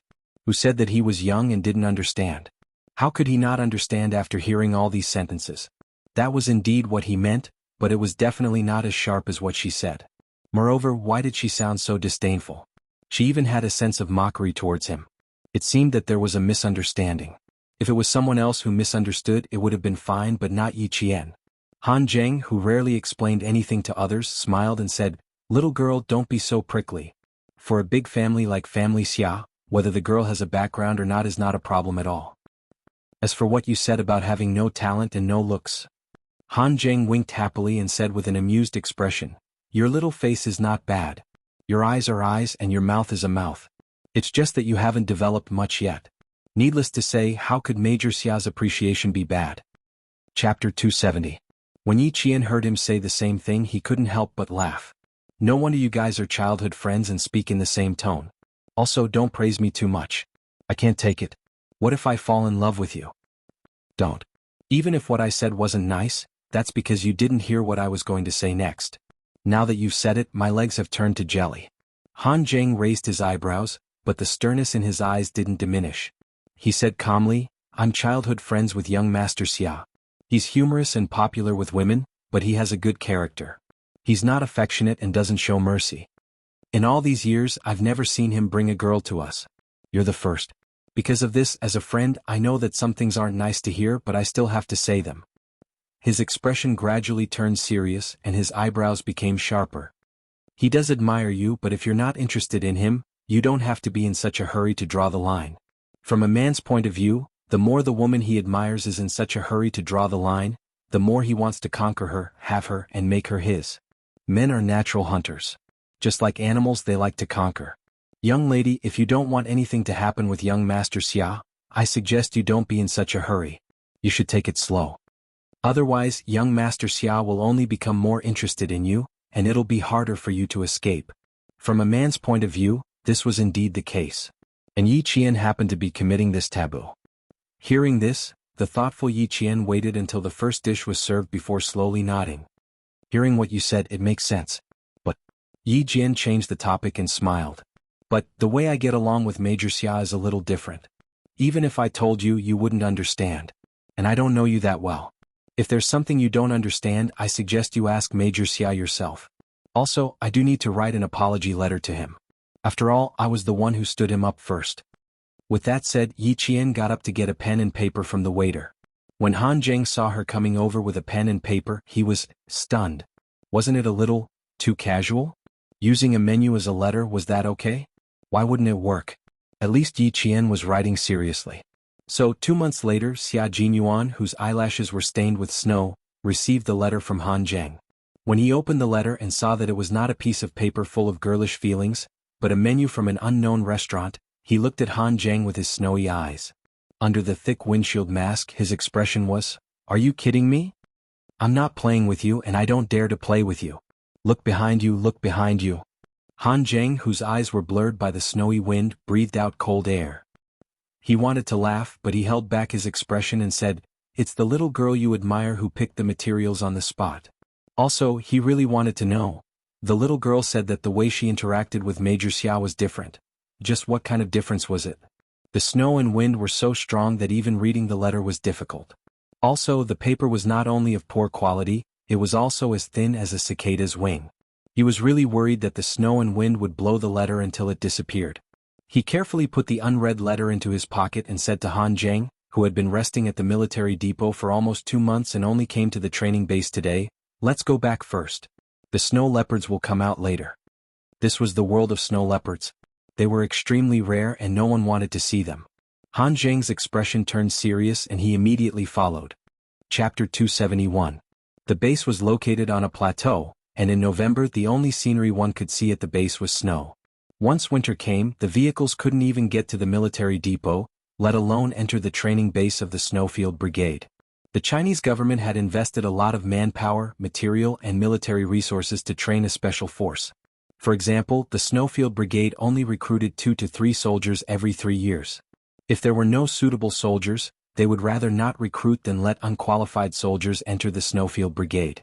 The Snowfield Brigade was a special force that had no organization, was not affiliated with any military region, and was so mysterious that some military chiefs had no right to ask about it. It could be said that it had outstanding military achievements, and no special force could compare to it. It was true to say that it was obscure because you couldn't find out what this troop had done or what missions they had completed. Han Zheng was the last soldier to report to the Snowfield Brigade this year, and he was also the one who had been raised. Identity: Captain, son of a high official. Here he was just like Xia Jinyuan. Whatever identity he had before, it was all over again. On the way to the training base, Xia Jinyuan didn't say much, but he emphasized one thing: forget your identity. Although Han Zheng was fully prepared, he was still stunned when he saw the conditions of the training base. Then he patted Xia Jinyuan's shoulder heavily and said with a pained expression, "We are wearing white skin. Will we turn black when we go back? I don't know if the sunscreen will work. I brought sunscreen with me. I don't know if you will turn black, but I know that I won't. As for the sunscreen, it's already -20 to 30 degrees. You can take it out now and see if it can be squeezed out." Xia Jinyuan took off his windproof mask and carried the rifle on his shoulder. He smiled at his childhood friend, whose lips had turned white from the cold. "Also, there is no fire here and there is no electricity. There are only candles. There is a hand crank generator, but it is rarely used unless we need to contact the military depot.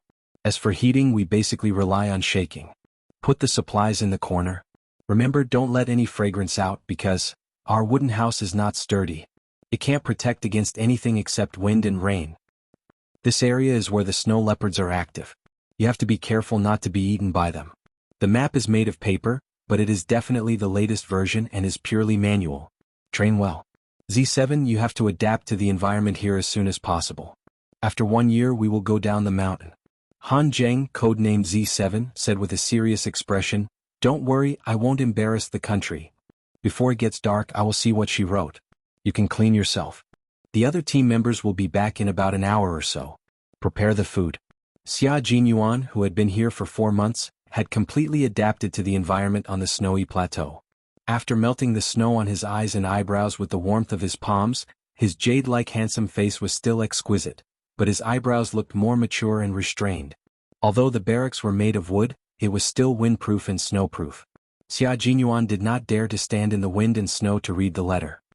He stood at the back of the wind and carefully took out the thin letter. The first thing he saw was, "Good luck Cantonese restaurant." The little girl really knew how to use local ingredients. Although her thoughts seemed complicated, they were actually simple. However, she treated people with sincerity and did not feign civility. Chapter 272. Xia Jinyuan's gaze landed on the words, "Dear Major Xia," followed by, "Hello?" Xia Jinyuan felt his teeth ache. This girl must be doing this on purpose. She even used honorifics. The letter was very simple. It started with an apology, followed by a description of her recent situation. She also mentioned that she would be studying at number 1 middle school for the next 3 years of high school and had no plans to go to the provincial capital. At the end of the letter, she added, Han Zheng took several photos of her and asked if he could get the photos back. There was really nothing else. How many words could there be in this small menu? Xia Jinyuan smiled and counted all the words seriously. There were 627 words, and he had to add punctuation marks. He thought for a while before coming up with 4 words. 627 words, not bad. However, this girl was really calm. He had already left the words, "Wait for him to come back," so why didn't she react at all? Did she not understand? No, she wouldn't. With this girl's intelligence, she would definitely understand. If she didn't mention it in the letter, it could only mean that she was avoiding it or thought he was joking. If she was avoiding it, he could think of a way to make her face it. She thought he was joking, that would be troublesome. It was enough to show that she didn't believe what he said at all. He carefully read the letter again and committed the 627 words to memory. Then he carefully and seriously folded the letter and put it in his pocket, near his heart. It was a pity that they couldn't communicate with the outside world. If possible, he really wanted to reply. Especially when she wrote at the bottom of the letter, "Major Xia, are we pen pals?" It was as if her clear voice was right next to his ear. It reminded him of every second he spent with her. There were still 8 months until the end of the year. By the time he went back, little Fox would be in high school. What a pity. She was still too young and underage. He put the letter away properly and felt his heart warm up. After a while, he turned to ask Han Zheng, who was preparing the bread, "Did she say anything else besides the letter? Also, how did she send the letter to you? How did she get the address?"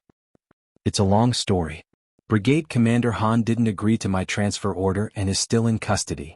Military orders are like mountains. How long can he be in custody? As long as I don't give up, he can't do anything. But it's not a good idea to keep holding on to him like this. So, I pestered him every day until I finally reached the southern province. Coincidentally, I saw your little girl in the provincial capital's great hall of the people." Han Zheng put away the hard bread and gave each of his comrades a piece of ham sausage. As he worked, he recounted how he met Yi Qian and what he said. "That little girl of yours is really something. The moment she opened her mouth, she asked what she should do if she took a fancy to me. That's why I said, 'That's great, we can still stay together.'" Under the gaze that was colder than snow, she couldn't finish her sentence. Although Han Zheng didn't continue speaking, his laughter didn't stop. She did say what she wanted to say, but my reaction was, my legs went weak. She really didn't say anything else. It was indeed the little girl's style to not talk to people she was not familiar with. Thinking of this, Xia Jinyuan smiled and said, "She is not familiar with you, so of course she won't talk to you seriously. The bread has turned to stone. I'll boil some water and cook some dried vegetables." Once winter came, the Snowfield Brigade members in the base ate bread the most. Occasionally they would light a fire and put the dried vegetables in the water that would never boil. It was a vitamin supplement. Chapter 273. Once winter arrived, the Snowfield Brigade members in the base would eat bread the most. Occasionally they would light a fire and put dried vegetables and leaves into the water that would never boil as a vitamin supplement. The training process of the Snowfield Brigade was more arduous than any other soldier in the army, but their abilities were not something any soldier in the army could compare to. Han Zheng was a person who could endure hardship. He shared the bread and ham sausages that were only enough to fill his stomach without batting an eyelid. Yes, she's a very vigilant little girl. So, I'm very curious. What did you do to make her smile like the sun when she looked at you? Han Zheng had a good impression of Yi Qian. With his status, he was used to seeing all kinds of people since he was young.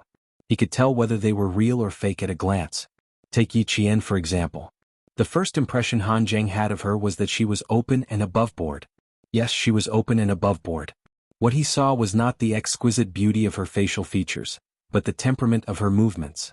She was demure and graceful without the weakness of a girl.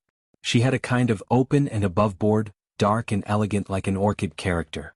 But she really doesn't have any feelings for you. I told her that you rushed over and didn't see her. But in exchange you only made her feel guilty. Other than that, there was nothing else. Also, you really have to thank me. If I hadn't hinted to her and used her guilt to write you a letter, brother, it's very likely that you wouldn't even have received this letter. As he spoke, Xia Jinyuan listened quietly. The smile on his thin lips was like the sun on a snowy mountain, bright and dazzling. It's good enough that you can make her feel a little guilty. Take out all the things you didn't take out. The letter here mentioned that you took a photo of her. No way she told you that. Of course, this is the way I get along with her. You won't understand. Han Zheng snorted and said a little gloomily, I finally became the magpie bridge between the cowherd and the weaver girl, but in the end, I didn't get any benefits at all.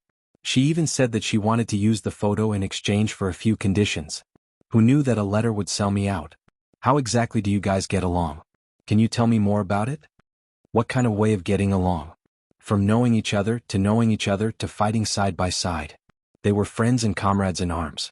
If one day they could even become lovers who fought side by side, that would be perfect. A few silhouettes came against the snowy light, all of them bringing with them a chilly wind as they walked into the wooden house. The two people who were talking just now immediately calmed down and stood at attention, welcoming their comrades who had returned from their mission. This time they were not only training in the snowy highlands, but also carrying out an important mission. The situation is not good. Tomorrow bring some rations and take a detour. G3 spread out the map. His slender fingers gently traced across the map as he said to Xia Jinyuan, Q King, you're very perceptive. You'll go with J5 tomorrow. As for Z7, you're new here so you're not familiar with the terrain. Stay here and guard it. The company commander at the sentry post contacted me today, hoping that we can support them. You stay here and support the outpost. Q King J5 and I are going to look for the 3 missing brothers. Han Zheng had no idea that he would encounter a missing brother as soon as he arrived. Listening to the piercing snowy wind, he said in a low voice, Okay, no problem on my side. I'll guard the back. I'll leave the front to you 4 brothers. Also, the military asked me to send a message to your sentry post. Chapter 274. He spoke in a low voice. One could only vaguely make out the words satellite, contact, and other sensitive military secrets. There was no doubt that the message he brought was very exciting news for the Shuiyu Special Forces members who had been here for 4 months. This way they would be able to contact the military at any time in the future. Next spring the engineers will come over and finish building the equipment. We should be able to leave the mountain around July. Although Han Zheng didn't participate in the previous missions, he still knew what the Snowfield Brigade was doing. This was definitely good news for the Sentinel Company stationed at high altitudes. G3 put away the map and patted Han Zheng's shoulder. Go to the Sentinel Company tomorrow and tell them the good news. They will arrange the reception for the engineers. We will be responsible for keeping watch in the dark. We leave at 6 tomorrow morning. Go to bed early after eating and save your energy. Z7, there are still a few oxygen tanks. If you feel uncomfortable, call for help. We will take turns keeping watch and will wake you up in the middle. Han Zheng had been at the military station for almost 2 months when the snow had sealed off the mountain. But now they were at an altitude of more than 5,000 meters.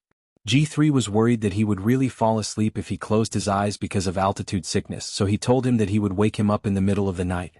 This wasn't an exaggeration. It was a real thing.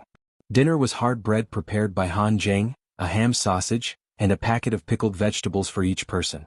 As for fresh vegetables, fragrant rice, hot noodles, don't even think about it here. At least the 5 of them still had food to eat. As for the 3 brothers who had lost contact with them, they didn't know where they were hiding in the snow. However, they weren't too worried. This kind of thing happened often.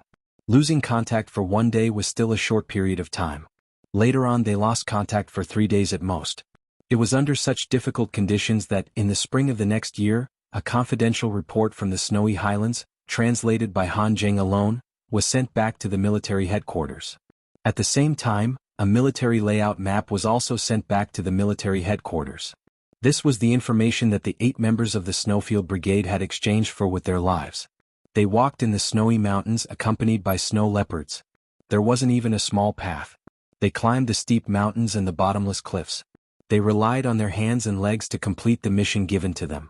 By the time the news came back, spring was approaching in the north, and the cherry blossoms in the south had already withered. The days passed very quickly.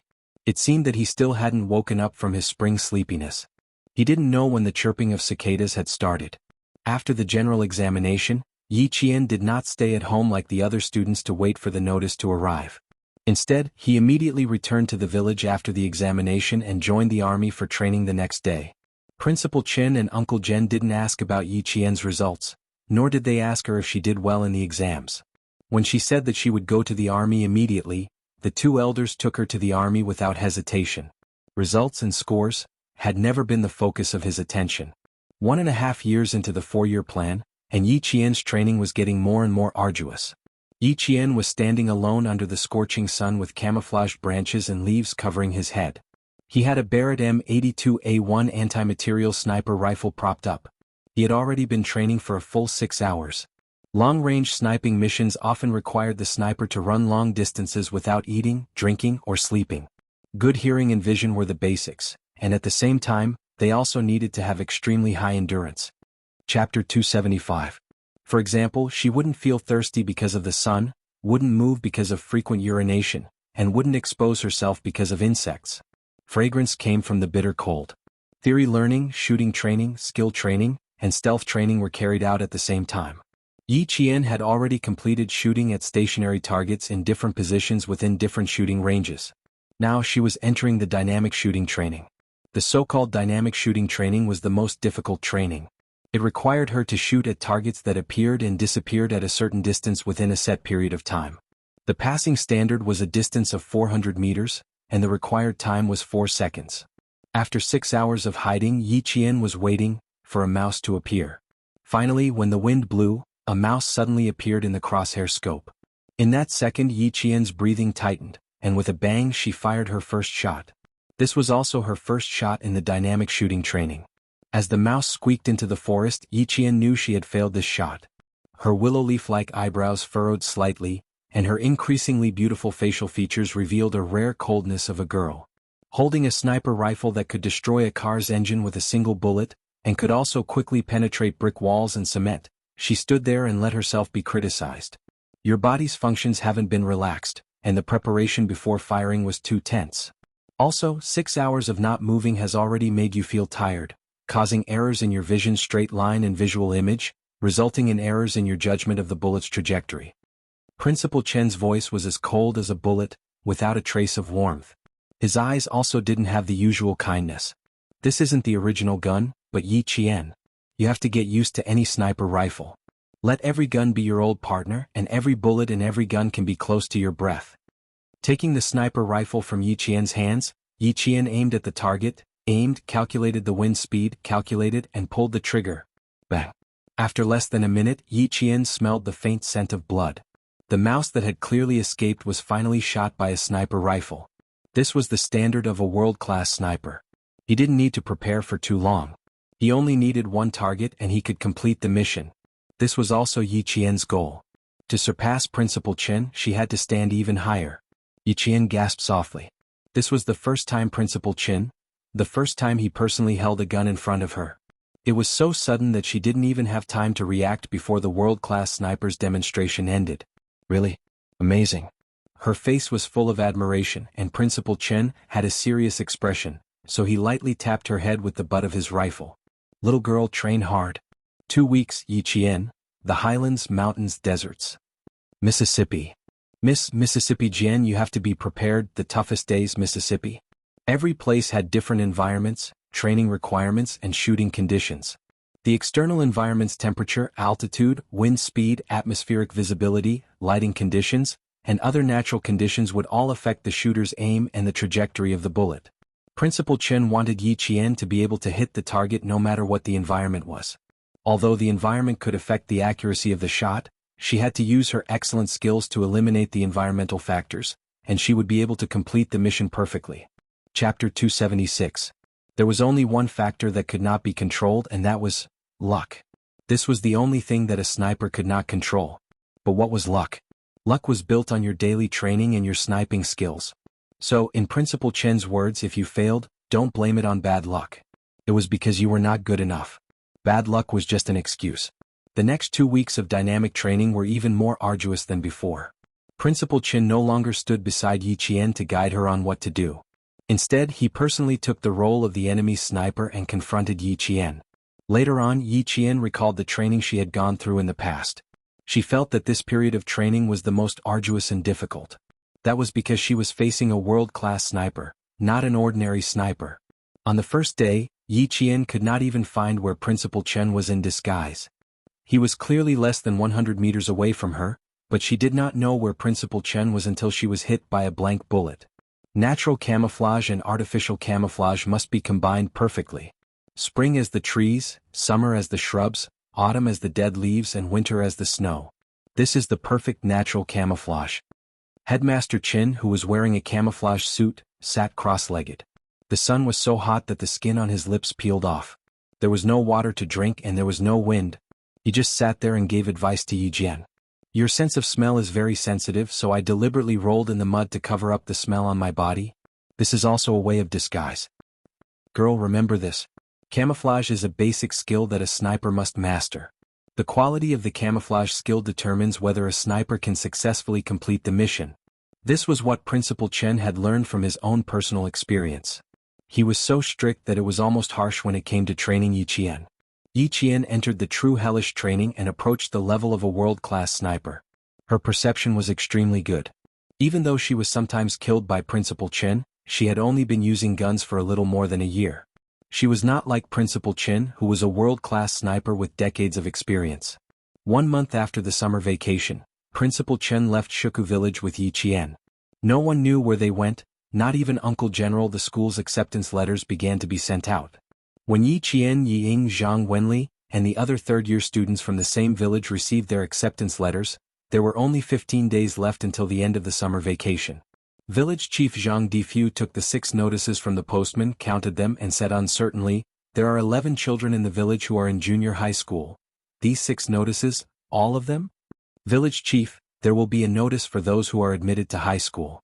Even if there are 20 people in Shuka village who are in junior high school, if only 6 of them are admitted, there will only be 6 notices." The postman laughed. Every year at this time, when the acceptance letters for high school and university were sent out, the villagers would ask about it. Zhang Difu sighed and nodded. Yes. Sigh, only 6 of them are admitted to high school. This year, none of them are admitted to university. Sigh, it's been hard on you. Come in and have a cup of tea before you leave. Village Chief, has my Yingying's acceptance letter arrived? I just saw the postman coming.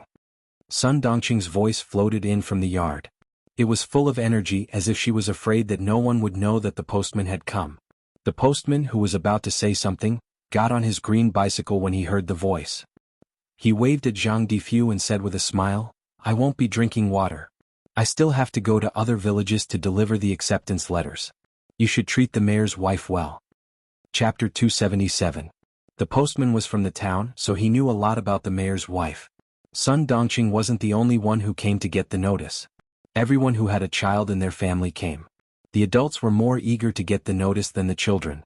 Ying was wearing a floral dress. She hadn't been out in the sun for the whole summer, so her skin was much fairer than before. She wasn't as flamboyant as before. She stood beside Sun Dongqing and looked very well behaved. Everyone in the village knew about the incident on the 3rd day of school last year. Ying didn't come back during the winter break. She stayed in the provincial capital to study English. Now that a year had passed, the villagers didn't say anything. Yiying had also kept a low profile, so the villagers forgot about it. Zhang Difu took out Yiying's notice and handed it over. This is for your family. He then handed over the other 4 notices. Come. These are for your families. The rest, go away. 11 children and 6 notices. Naturally, those who didn't get in. Oh, Ying. She's from the provincial first high school. She's really from the provincial first high school. I knew it. My Ying will definitely get into the provincial first high school. Sun Dongqing looked at the school on the notice and smiled. She was not only proud but also disdainful. She glanced at the other villagers who didn't get the notice and comforted them with a fake smile. It's okay. Studying isn't the only way out for this child. There are 360 professions. Every profession has its own master. It's good that she can work to earn money. It was easy for her to say that. If she really wanted her child to work, she wouldn't have come here to get the notice. No one argued with her. They had no choice. She was the mayor's wife. Go away. We're all from the same village. Can you stop arguing? Zhang Difu looked at the smug Sun Dongqing and sighed in his heart. Jifan's wife was looking down on people more and more. Sun Dongqing looked at him with disdain and said coldly, I'm just telling the truth. You need talent to study. My Ying was born to study. How can she be compared to them? She then turned to the other 4 villagers who got the notice. Look, which school did you get into? Uncle Jen came in just in time to hear this. He walked over with a gloomy face. Difu, give me Miss Jen's notice. As soon as the old man spoke, Sun Dongqing and her mother both stiffened. Zhang Difu smiled in his heart and said respectfully, I was just about to deliver it to you. Is Miss Jen not back yet? He said he would be back in 10 days. Uncle Jen took the notice and looked at the school on it. He smiled.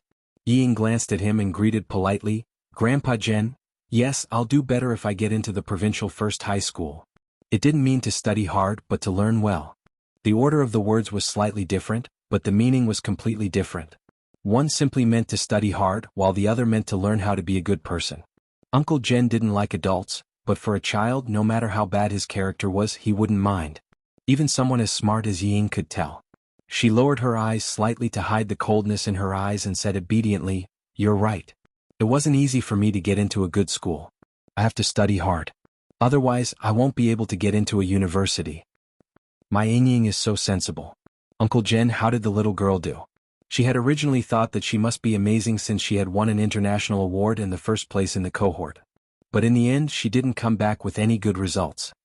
Chapter 278. Sun Dongqing waved the letter in her hand and smiled like a flower blooming on her face. Our Ying's grades are still the best. She got into the provincial number 1 high school without a hitch. Mom, don't say that. Ying seemed unhappy. She took the letter from her and stuffed it back into the envelope. She said to Uncle Jen, Grandpa Jen, my mom's words are unpleasant.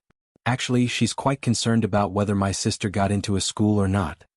Uncle Jen glanced at Ying, who thought she was smart but didn't have any sense of responsibility. He said calmly, It's not bad. Number 1 high school in the city. It's as expected. Number 1 middle school isn't bad either. Although it's not as good as the provincial number 1 high school with my sister's intelligence, it's the same no matter where she goes. Ying knew that she was relieved. She really didn't want to be in the same school as Yi Qian. There was no other reason. Yi Qian knew too much about her. If he told others in high school, she would have to live like she did in high school.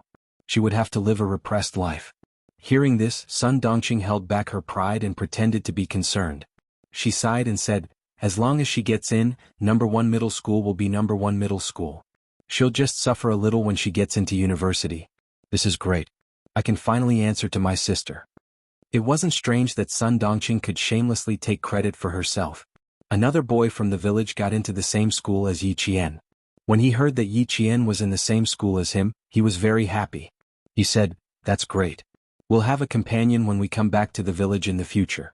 We won't be afraid when we come back together. Of course. My poor Ying. She has to stay in school for 3 years in high school. No matter what others said, Sun Dongqing would naturally turn the topic to her own daughter and praise her a few more times. A figure stood at the entrance of the courtyard and listened quietly for a while. When he saw that the people in the courtyard were about to leave, he lowered his head and looked at the high school study materials in his hands. He turned around and left without disturbing the people in the courtyard. Ying turned around nimbly. She seemed to have seen a familiar figure flash past the entrance of the courtyard. Her eyes lit up slightly as she stopped in her tracks. She wondered if she had seen wrongly. He only stopped for a moment before he quickly chased after her. There was no one outside, only the sound of a bicycle passing by could be heard. After delivering the package, the postman asked the boy sitting behind him with a smile, "Didn't you just enter the village to look for your classmate? Didn't you find it?" "Yes, he's not at home." Gao Yang, who should have gone to Australia a long time ago, was already a big boy. Although his expression was cold, he still looked very educated. "Uncle, you can just drop me off in the car in front. Someone is waiting for me in the car." He already has a car at such a young age. When the postman saw the license plate of the car, he couldn't help but take a few more glances. "This car must be expensive. It's long and big and there's even a leopard on it? Tiger?" It was an indiscernible symbol. Gao Yang, who needed to go to Australia in 3 days, came with a pile of high school study materials. When he heard from Uncle Jen that Yi Qian would be back in about 10 days, he knew he wouldn't be able to see Yi Qian this time.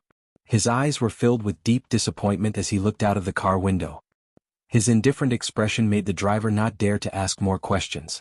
Gao Yang, who left with regrets, boarded the plane to the capital. Perhaps he would settle down in Australia, or perhaps he would return to China after he finished his studies. But he knew in his heart that he would never see that girl again. She was so determined that she would give up the chance of survival to others in the face of danger. She would be like a cinnabar mole, forever fresh in his heart. Chapter 279. When Yi Qian received the notice, it was the day before Gao Yang left for Australia. To him, she was the cinnabar mole in his heart, but to Yi Qian, they were just classmates, not even friends. Ying was the only one in the village who knew that Gao Yang had visited. She even called him the day before he left. Ying wanted to salvage her image, but Gao Yang still treated her coldly. At this time, Ying realized that not everyone could forgive her mistakes. Even Gao Yang, who used to like her a lot, would not let himself get to know her again just because she lowered herself and took the initiative to contact him. After hanging up the phone, Ying threw all the clothes in her wardrobe onto the floor and the bed as if she had gone crazy. She no longer screamed or roared like before. Instead, she vented her anger in silence. "Yi Qian. Yi Qian." Every time she threw a piece of clothing, she hated Yi Qian. It was as if she treated the clothes as Yi Qian for her to vent her anger on. Every time she went crazy, she seemed to become gentler. In addition, Yi Zhifan did not hesitate to spend a lot of money to send her to the province to participate in all kinds of training. This made her temperament even more refined. Yi Ying, who was about to become a high school freshman, became slender and elegant. She gave off a refreshing feeling like a lotus flower. She constantly pretended to be a noble person in the south, while Yi Qian underwent dangerous and arduous training in the north. Yi Qian never knew that a person's potential was so limitless. He also did not know that after this summer vacation, her willpower had been tempered to be as strong as steel. From the south to the north, crossing more than half of the motherland, Yi Jian came to this plateau where there were herds of wild horses. Less than 10 days after coming here, Yi Jian felt so tired that she felt like she had shed a layer of skin. She was tired both physically and mentally. After climbing into the herdsman's carriage, Yi Qian collapsed on the thick grass. He was so tired that he could not even lift a finger. Principal Chen chatted happily with the herdsman. He spoke Tibetan very fluently as if he had returned to his hometown. The moment he entered the Tibetan area, he was completely different from before. It was as if he was a native Tibetan. Yi Qian did not understand this language, which sounded like a paradise to him. He only knew that he wanted to rest, but his cerebral cortex was exceptionally excited. That was because in today's confrontation, her shooting speed was faster than Principal Chen's by about 2 seconds and she hit the target. This was the first round of dynamic training and he was faster than Principal Chen. No matter how tired he was still excited. In July, the Tibetan area was as beautiful as a painting. During the day, the green grass, snow mountains and blue sky were connected. At night, the sky was full of stars. Every star was shining with the brightest light, like a diamond that could be picked at any time. When the sky gradually darkened, the herdsmen began to sing. Their deep voices were powerful and high-spirited. Even if they did not understand the meaning of the simple melody, they could feel the passion for life and hear their happiness.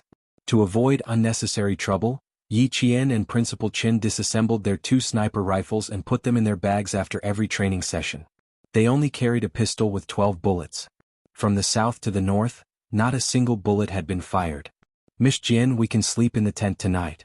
In front of them, Principal Chen, who was chatting with the herdsman until he seemed to have forgotten about Yi Qian, turned his head and said to her, "You are sleeping with Uncle Xija's daughter, Yang Jin.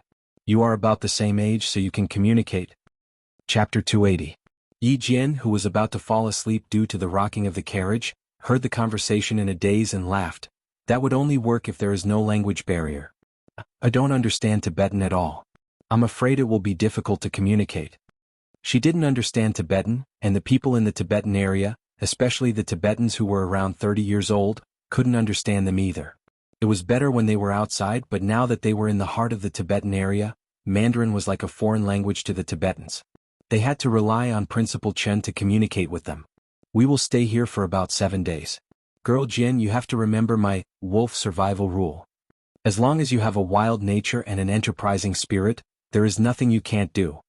When Principal Chen came here, the border between the two countries was at its most unstable. It was also the time when the lives of the Tibetans were at its most turbulent. At that time, the first requirement of the soldiers sent by the army was that they must learn Tibetan within a month. Learning Tibetan within a month, in the eyes of ordinary people, was something that was simply impossible. The Han people stayed in the Tibetan area for a year and still couldn't learn it.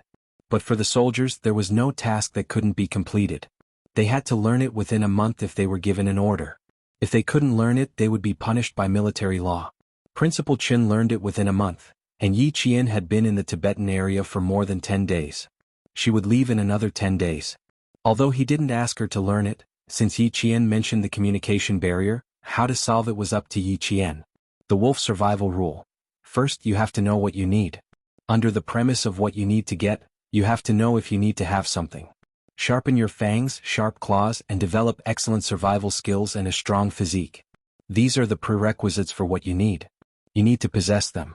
Language communication is also a survival skill.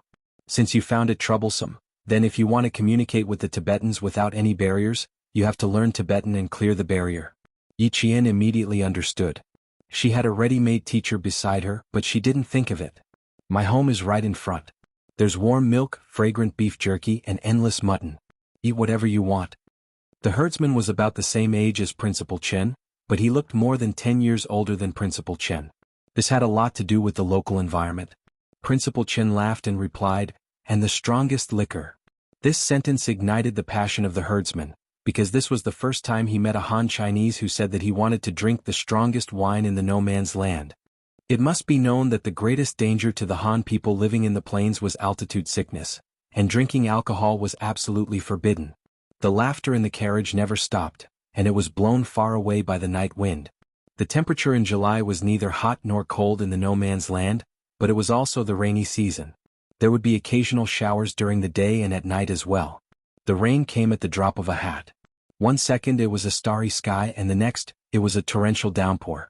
The Tibetans were already used to it, but Yi Qian was still not used to it even after so many days.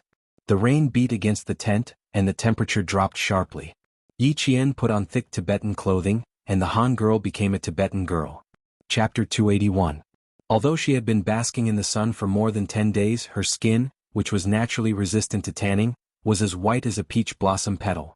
Dressed in a gorgeous Kuba costume, she was so beautiful that Yang Jin's eyes widened. She said the same words several times in a row, which made Principal Chen laugh out loud. "Girl, Yang Jin said that you are a goddess who came down from Tianshan Mountain. You are very beautiful." How could she not be beautiful? She didn't need to draw on her dark, willow-like eyebrows. Her lips were vermilion, her eyes were like stars, and her teeth were like cinnabar shells. Her palm-sized face had beautiful facial features. She was a natural beauty that didn't need any makeup. However, when she smiled, she was as gorgeous as a peony blossoming. She was beautiful without being seductive. In the Kuba costume, Yi Qian was indeed much more beautiful than usual. What made people unable to take their eyes off her was her temperament. She stood upright with a valiant aura that made people feel at ease. However, she also had the gentle beauty of a girl. She was both strong and soft, and it was hard to tell whether she was a man or a woman. Yang Jin smiled until her eyes turned into crescents. She took Yi Qian's hand and made her sit on a natural wool mat. The nimble girl began to braid Yi Qian's hair. She generously took out a Tibetan headdress and put it on Yi Qian. Yi Qian had once read a piece of news saying that the things that the Tibetans wore on their heads were all historical and could not be measured by money. When she saw Yang Jin holding an extremely beautiful agate headdress, Yi Qian quickly pointed to a headdress made of leather, indicating that she preferred this one. Yang Jin pursed her lips and smiled. She replaced the agate headdress with leather. On the other side, Principal Chen, who was drinking Highland barley wine, saw this and secretly gave Yi Qian a thumbs up. She was quite knowledgeable. She knew that it was an expensive headdress and only chose a leather headdress. After the rain, the entire night sky became clearer after being washed by the water. The stars appeared again, allowing the few people who were taking shelter from the rain to walk out from under the rocks. They wiped away the rainwater that splashed on their faces, looked up at the starry sky and started walking again. Looks like it's going to be difficult to find them tonight, Xia Jinyuan said coldly. Under the night sky, his posture was like a sword that had been unsheathed, bringing with it a sense of dominance. Z7 checked the coordinates. Han Zheng, codenamed Z7, took out a military compass. After looking at it, he calculated his position and quickly found their exact location on the military map. He spread the map on his big map, turned on the headlight on his helmet and said in a low voice, "The east side is the river, we can't go that way, it's a dead end. The south side is our military depot, we can't go there either, there's only this way north. There's a small village of nomads. If I were this group of people, I would choose to go to the village at night. There are still 20 kilometers to go. The journey will take about 3 to 4 hours. These guys had good stamina, so they would arrive in about 3 hours. No man's land, this was the only place to stay. Also, this area is where the snow wolves are active. Be careful." J5 took off his boots and poured out the water. He smiled and said, "We can't enter the village after them. We have to enter the village before them. Z7, see if there's a shortcut we can take. We have to take a shortcut." No one objected to his suggestion, but there was a big problem. The shortcut after entering the no man's land was not as simple as taking a shortcut on the plains. The no man's land was full of unknowns at night. There were dangers that you couldn't see. The mountains you saw during the day were magnificent, but at night they gave you fear, the fear of approaching death. Chapter 282. If they took a shortcut, they might get lost or they might walk into a dangerous area with falling rocks. These were all things that were very likely to happen. Han Zheng looked at the map carefully again and said, "Let's take the main road. We can't take a shortcut. Brothers, it's better to be careful. We'd rather speed up and stop them than take a shortcut." He was a living map. He could remember all the maps sent back by the satellite. If there were any discrepancies, he could combine it with the military map and it would be almost accurate. But even so, they couldn't take a shortcut. The unknown in the dark was impossible to defend against. Fighting in the cold areas of the highlands emphasized on light weapons to reduce the burden of weapons on the soldiers. Therefore, from the beginning to the end, they carried carbon fiber cases, stainless steel barrels and carbon rifles with an empty weight of less than 1.78 kilograms. G3 slung the rifle over his shoulder and said in a hoarse voice, "Stop wasting time. They must have run away by now." He turned around and looked at K7. "Can you still hold on? If you can't, let J5 stay with you. The three of us will chase after them." K7 was injured and was not suitable for long-distance tracking. However, the situation of the people chasing this time was special. K7 was the most proficient in Tibetan among the 5 of them. With him around, communication was not a problem. "Let's go. If we can't, I'll rest." K7 waved his hand. In the dark, there seemed to be something burning in his eyes. A total of 7 people. They injured 6 of the border guards and killed 4 of them. There must be a master among them. This was also the reason why the Snowfield Brigade was sent out. To be able to kill 4 soldiers and injure 6 of them. This was not something a normal person could do. The country had always been strict with the border guards training. First, it was to protect the border. Second, it was to survive. Not to sacrifice. The 20-kilometer highland road was much more difficult than the plains. No man's land was called the main road, but sharp rocks were everywhere. If the military boots walked too fast, not only would they cut through the leather, but they would also cut their feet until they bled. After chasing for about 5 kilometers, they found a few empty bullets and a few drops of blood on the side of a rock. Xia Jinyuan raised his hand, and the 4 of them stood guard in front and behind them. He squatted down and bent down on one knee to pick up the empty bullets. He took off his gloves and gently wiped the blood stains with his fingers. North Korea's .556 caliber bullet is the same as the one found at the border station. When someone was injured, they pried open the bullet and took out the gunpowder inside to stop bleeding and reduce inflammation. They don't have any common medical supplies. Picking up the bullet in his hand, Xia Jinyuan's eyes were as sharp and cold as an eagle circling in the sky. You won't be able to walk fast with an injured person. Speed up. Tell me if K7 feels uncomfortable. G3 put away his carbon rifle and pointed it down. He said sternly, there's enough time to catch up. Z7, you accompany K7. Xia Jinyuan and J5 nodded lightly. Their military boots stepped on the gravel. Their tall and slender figures were as strong as snow leopards in the highlands. They chased after the murderer for thousands of miles with a murderous aura. The soldiers of the Snowfield Brigade were not soldiers from the military station. They had killed people before. When they moved, they had a murderous aura that could sometimes make wolves retreat. K7 was injured in his calf. The stitches had just been removed, so it was not suitable for him to chase after the murderer for thousands of miles. But for the murderer and to avenge his fallen comrades, he had to persevere no matter how painful it was. Chapter 283. The wind blew from the edge of the snowy mountain. There was a faint smell of blood in the wind that had the smell of snow, which made the 5 people chasing after the culprit look cold. They were less than 10 miles away from the village. If there was a strong smell of blood, it meant that either something had happened to the culprit or something had happened to the herder. The 5 of them were more inclined towards the latter. Alert! K7, bring up the rear. J5, cover. Xia Jinyuan's cold voice came from the headset. He graduated from the combat command faculty and was more professional than G3. In the past year or so, he could be said to be the team leader of the Snowfield Brigade. His sensitivity to danger, his ability to command battles, and his ability to deploy troops perfectly fused his expertise with practice. Not only did he allow this group of soldiers to complete their own missions, but he also allowed the military to assign them to some confidential military projects in the depths of the snowy mountains. The culprit this time was a group of mercenaries with bad intentions. They had shot and killed the sentinels. It was normal for mercenaries to kill civilians. Similar incidents happened all over the world. Following the smell of blood, they saw the body of a herder lying quietly by the sharp rocks. His Tibetan uniform had been taken away as well as his accessories. Mercenaries had always been good at anti-reconnaissance. Not only did they take off the herder's clothes, they also took his hat, shoes, waist knife and flint scythe. Disguising as a Tibetan, we can definitely enter the village. Xia Jinyuan opened his military backpack, took out a medical bandage and gently placed it on the herder's face. They couldn't bring him back to the village. They could only come back after they dealt with the mercenaries. On the other side, K7 found a few drops of blood with some white powder floating on them. He used a military dagger to pick up some of the powder and rubbed it with his hand. Sterilized crystal sulfonamide. Check if the herder has any injuries. Sterilized crystal sulfonamide was commonly known as anti-inflammatory powder.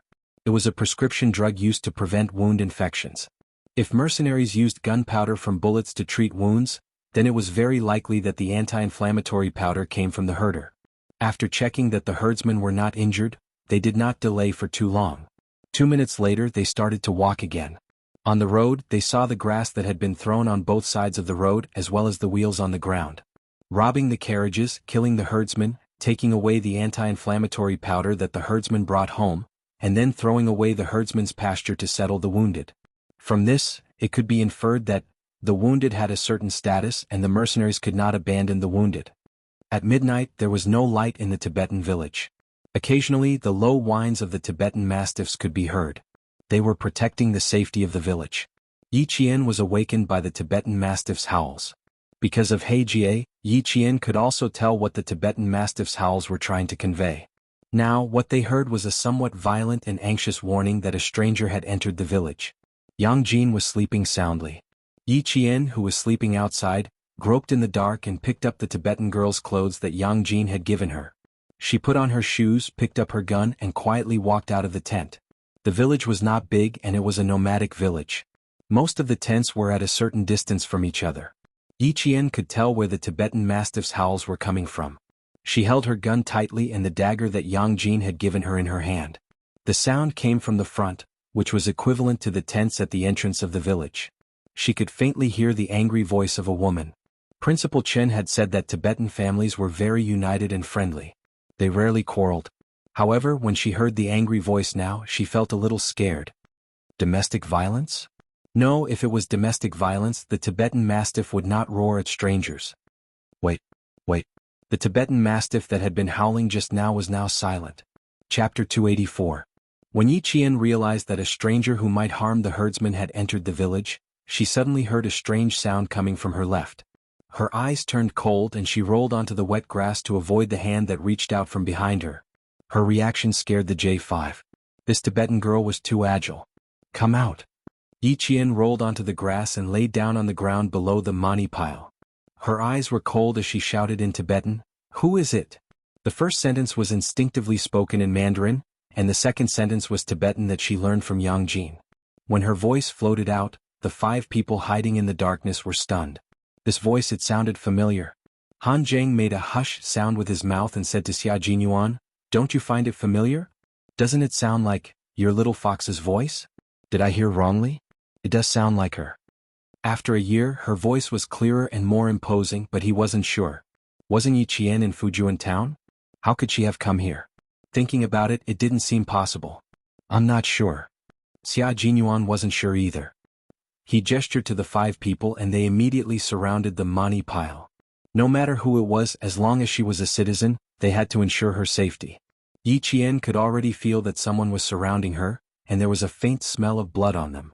There was a slope in front of her, and below her was the problematic tent. There were people surrounding her on both sides, so she could only walk on top of the mani pile.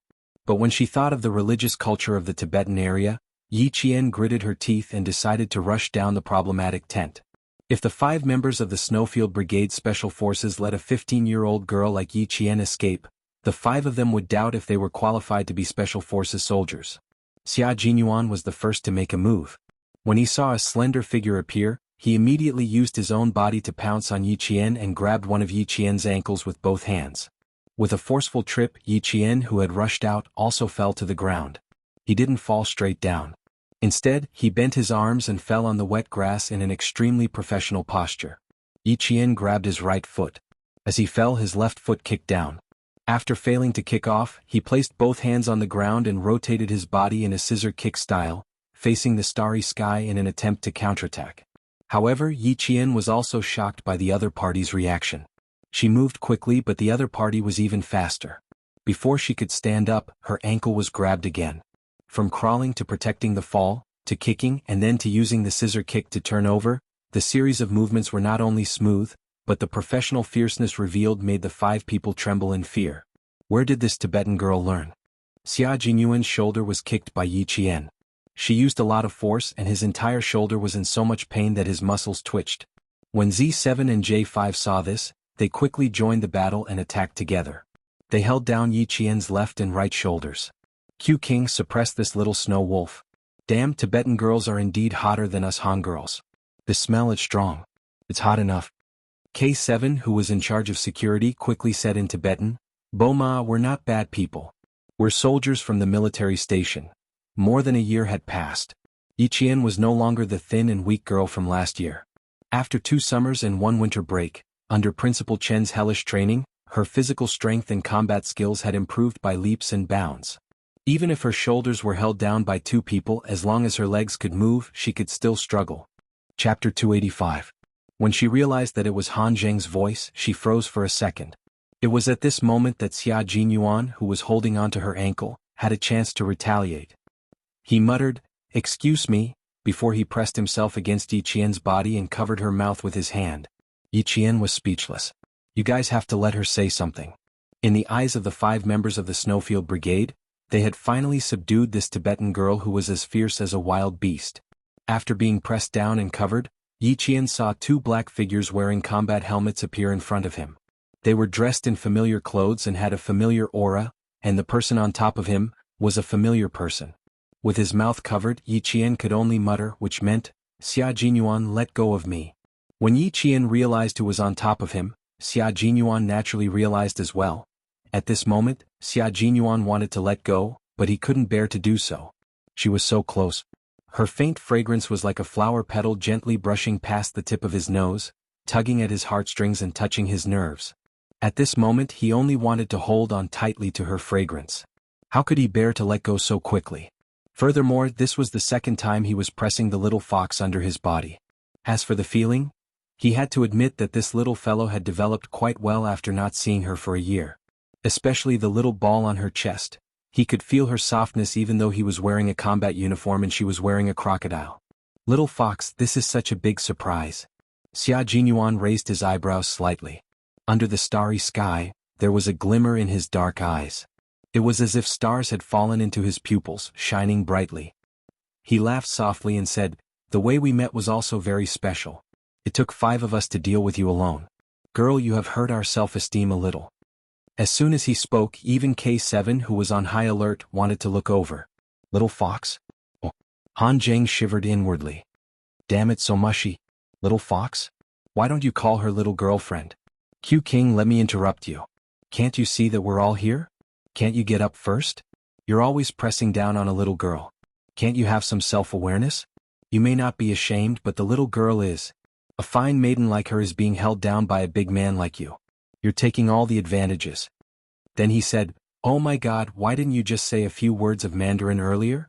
Han Zheng let out a long sigh and loosened his grip on Yi Qian's shoulder. "Young lady, why are you out here in the middle of the night instead of sleeping?" "I heard that the Tibetan Mastiff's roar was strange, so I came out to take a look," Yi Qian said softly, a little embarrassed. He then asked Xia Jinyuan, "Does your shoulder hurt? I kicked you really hard just now. Lift your shoulder and see if your bones are hurt." She was naturally annoyed. How could she have known that they would be the ones entering the village? After all, that's not right. They were still here, so who was the person in the tent? It couldn't be one of their people. However, it was indeed a pleasant surprise to be able to meet him here. J5 also realized what was going on. He let go of his hand and said slowly, "Oh, little fox. No, it should be a little snow wolf. It's very fierce. It'll take the 3 of us to take it down." Chapter 286. The 3 of them took turns. Bah! Yi Qian's eyes widened. This was also a person with a loose tongue. He really had the urge to tape their mouths shut. But it was the truth. J5 and Han Zheng both had loose tongues. Therefore, when he and Han Zheng were in the army, the rest of the brothers would avoid them. Han Zheng released his grip and immediately went on alert with K7. When he heard Yi Qian quietly ask if he hurt Xia Jinyuan, he felt a lump of blood in his throat. "Young lady, you're still concerned about whether he hurts or not. Why don't you care about yourself?" Damn, why was there a sour taste in his mouth? It had been more than a year since anyone cared about him. 2 people with sharp tongues were no match for Xia Jinyuan. He had always been thick-skinned in front of Yi Qian. Not only did he not stand up, he even purposely rubbed his hand over Yi Qian's mouth.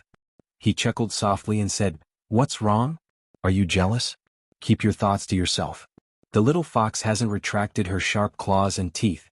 I'm afraid that if I let go, she'll bite you again." "I was bitten last time." "You were bitten last time?" Even someone as calm as G3 blinked. It had been at least a year since he was last bitten. Beast. A year ago the young lady was even smaller. Originally Yi Qian didn't have any other thoughts. She hadn't seen this dangerous and elegant man for more than a year. To her, he was like a stranger again. In addition, the situation just now was different. He pressed on top of her to subdue her, so how could she have any thoughts? But now that they said that, Yi Qian couldn't help but blush. Before she could calm down, her face was rubbed with his thumb. Yi Qian felt her brain explode. With so many people looking at her, she was so embarrassed that she wanted to dig a hole in the ground. "Xia Jinyuan, other people might not be able to see what you're doing, but she knows." Yi Qian was afraid that he would be misunderstood and shocked by Yi Qian's actions, so he couldn't help but struggle. "If it doesn't hurt, then get up quickly. Didn't you hear what they said?" She twisted her body slightly.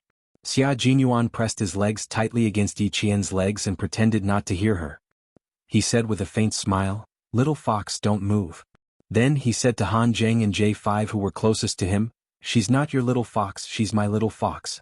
You guys, you can just call her by her name. Be polite, don't call her as if you're all very familiar with her. The only person she knows is me. Do you understand?" Yi Qian felt his face heat up even more. He glared at her and gritted his teeth. "Get up quickly. You're so heavy." What was his little fox? When did she become a fox? Hurry up, they're all watching. If he didn't get up now, the little fox would be angry. How sad. He had missed her for more than a year. The surprise of seeing her so unexpectedly made him feel as if flowers had bloomed in spring. Words could not express his feelings at this moment. Unfortunately, it was obvious that his little fox didn't think about him at all. Major Xia, who was thinking about her, used his extremely slow body movements to express how reluctant he was to get up. Even K7, who had a cold personality, was looking at them with interest. TSK. When Xia Jinyuan acted like a rascal, he really had the urge to kick him. Chapter 287. But it didn't work. His title as the all-round soldier king wasn't just for show. He was flirting with the girl, but his gaze was like a radar, not missing a single corner. As expected, only an all-round soldier king would be able to handle such a difficult task while talking about love and being on guard at the same time. G3 glanced at him and began to ponder. Bachelors like them. Was it because they weren't shameless enough and weren't bad enough that girls didn't look for them? Should he change his tough guy style and become a rascal one day when he was on vacation? But Q King's shameless way of chasing girls was something he couldn't learn even if he wanted to. Moreover, he definitely couldn't find his little fox-like girl. So, there was no need to think about it. It was hopeless. Yi Qian wasn't as thick-skinned as Xia Jinyuan. She blushed from the intense gazes that swept her back and forth. Her fist landed on his shoulder. Xia Jinyuan, if you don't get up quickly, I'm going to get angry. Gently and quietly, her breath was like orchids spilling on the tip of his nose. It was faintly discernible and extremely seductive. Yes, get up, get up. Of course I have to get up. Aren't I standing up now? So I actually saw you from so far away. I was too happy and lost my composure. He said jokingly, his hawk-like eyes staring at the moving tent in front of him. He never relaxed. He slowly got up, making Yi Qian have the urge to kick him again. But he asked softly and calmly, "Why did you sneak into the village? This is a no-man's land filled with herdsmen. Did something happen?" When she asked if something had happened, her eyes were even clearer than the stars, bursting with dazzling light. "Do you want to know?" Xia Jinyuan, who finally got up and squatted on the ground to observe, turned his head sideways and looked at Yi Jian, who obviously wanted to follow them. He smiled deeply and said, "That won't do. It's not the guy we met last time." There were some things that couldn't be said easily. Yi Qian pursed his lips, nodded, and didn't ask any more questions. Good girl. She was so obedient to him, like a cub looking for a reassuring hug. Xia Jinyuan's heart softened as he raised his hand and gently rubbed her head. The steel like him gave all his gentleness to this obedient girl in front of him. Let's go back first. I'll come find you later. Actually, Yi Qian had only seen their equipment when she met with Han Zheng last year. He had vaguely mentioned it, so the quick-witted Yi Qian could vaguely guess that they were probably a special forces team. After more than a year of training, Yi Qian, who had learned a lot, immediately understood that the special forces were different from other units. Even if she saw them in action with her own eyes, it didn't mean that she could ask them why they were here. So, Major Xia was thinking too highly of himself. I'm in the 9 o'clock direction, the third tent with the wind horse flag on it. If you need anything you can come to me. Yi Qian didn't delay their mission. Han Zheng and the other three had already taken action, so she couldn't delay Xia Jinyuan any longer. Last time he didn't reject her for such a dangerous mission in Australia, but this time, he used such a joking tone to reject her. The danger factor was definitely higher than the mission in Australia. Chapter 288. To be honest, Yi Qian wasn't 100% confident in this operation, because just now he could see the difference between him and them. He was subdued in an instant and didn't even have a chance to escape. Therefore he should be aware of his own limitations. Be careful. There are strangers in the tent, but the Tibetan Mastiff that was guarding outside has been taken care of by them. I didn't hear any gunshots or smell any blood. I suspect that someone might have carried the Tibetan Mastiff out to bury it. She was reminding him that there were still people outside. Her meticulous thoughts made Xia Jinyuan's heart soften even more. He didn't let Yi Qian leave immediately. He gestured for her to hide, and the two of them hid behind the money pile. The moment Yi Jian squatted down, she was shielded behind his left hand. It seemed like a small action, but it made her heart tremble slightly. He was a person who could use both hands, but she knew that his left hand was actually the most agile. His left hand was faster and more agile than his right hand in terms of the speed of the gun and the strength of the attack. Being behind his left hand was safer than being behind his right hand. At the same time, it was equivalent to having two layers of protection in front of her. One was the money pile and the other was his body. Take this. Xia Jinyuan pulled out a Type 54 pistol from his combat backpack. His low voice was full of joy. I'll leave my back to you, little fox. It was fine to let her observe him for a while. He had no choice. Looking at her eyes, he couldn't bear to reject her. Yi Qian raised her hand and gently pushed his left hand back. I have a gun. Principal Qin prepared a Type 54 pistol for me before we set off. I have a sniper rifle. After a slight pause, she added, I have bullets too. You don't have to worry about me. She couldn't let him worry about her lack of equipment when he was protecting her. Little Fox would never put on a brave front in front of him. Xia Jinyuan understood that and smiled slightly. He whispered to G3 and K7 who were near the tent, there are about 2 people burying the mastiffs outside. How's the situation on your side? Q King, the situation isn't good. There are 4 hostages. G3's cold voice came through the earpiece. You can take care of the 2 players on your side first. Be careful. Yi Qian waited for him to end the call, then leaned closer to him and said softly, I can go back and look for Principal Chen first and find out how many Tibetans there are and how many tents there are. Why don't you wait here for me to go back and ask? It was a good thing that they could learn more about the village as soon as possible. With Xia Jinyuan's slight nod, Yi Jian's crouching figure really looked like a snow wolf walking in a snowy mountain. She disappeared into the darkness vigorously. Xia Jinyuan waited for Yi Qian to leave safely before approaching Han Zheng and the others with his gun. Yi Qian will cooperate with us to figure out how many people we have and how many tents we have. Now let's change the plan slightly. They needed a more detailed annihilation plan. At the same time, they also needed to ensure the safety of all the herdsmen. They still have a lot of bullets. If they are alerted and fight with us, the consequences will be unimaginable. Xia Jinyuan was gentle in front of Yi Qian, but in front of the enemy he was bloodthirsty and cold. With a serious gaze he said in a low voice, let's find out the situation in the tents first. Make sure 1 person enters the tents to protect the hostages. Chapter 289. It's impossible for the 5 of us to do it. The only people who can go in are Yi Qian and Uncle Chen. G3 looked up and was about to express his opinion when J5 held his arm and shook his head gently, indicating for him to continue listening to Q King and Xia Jinyuan's arrangements.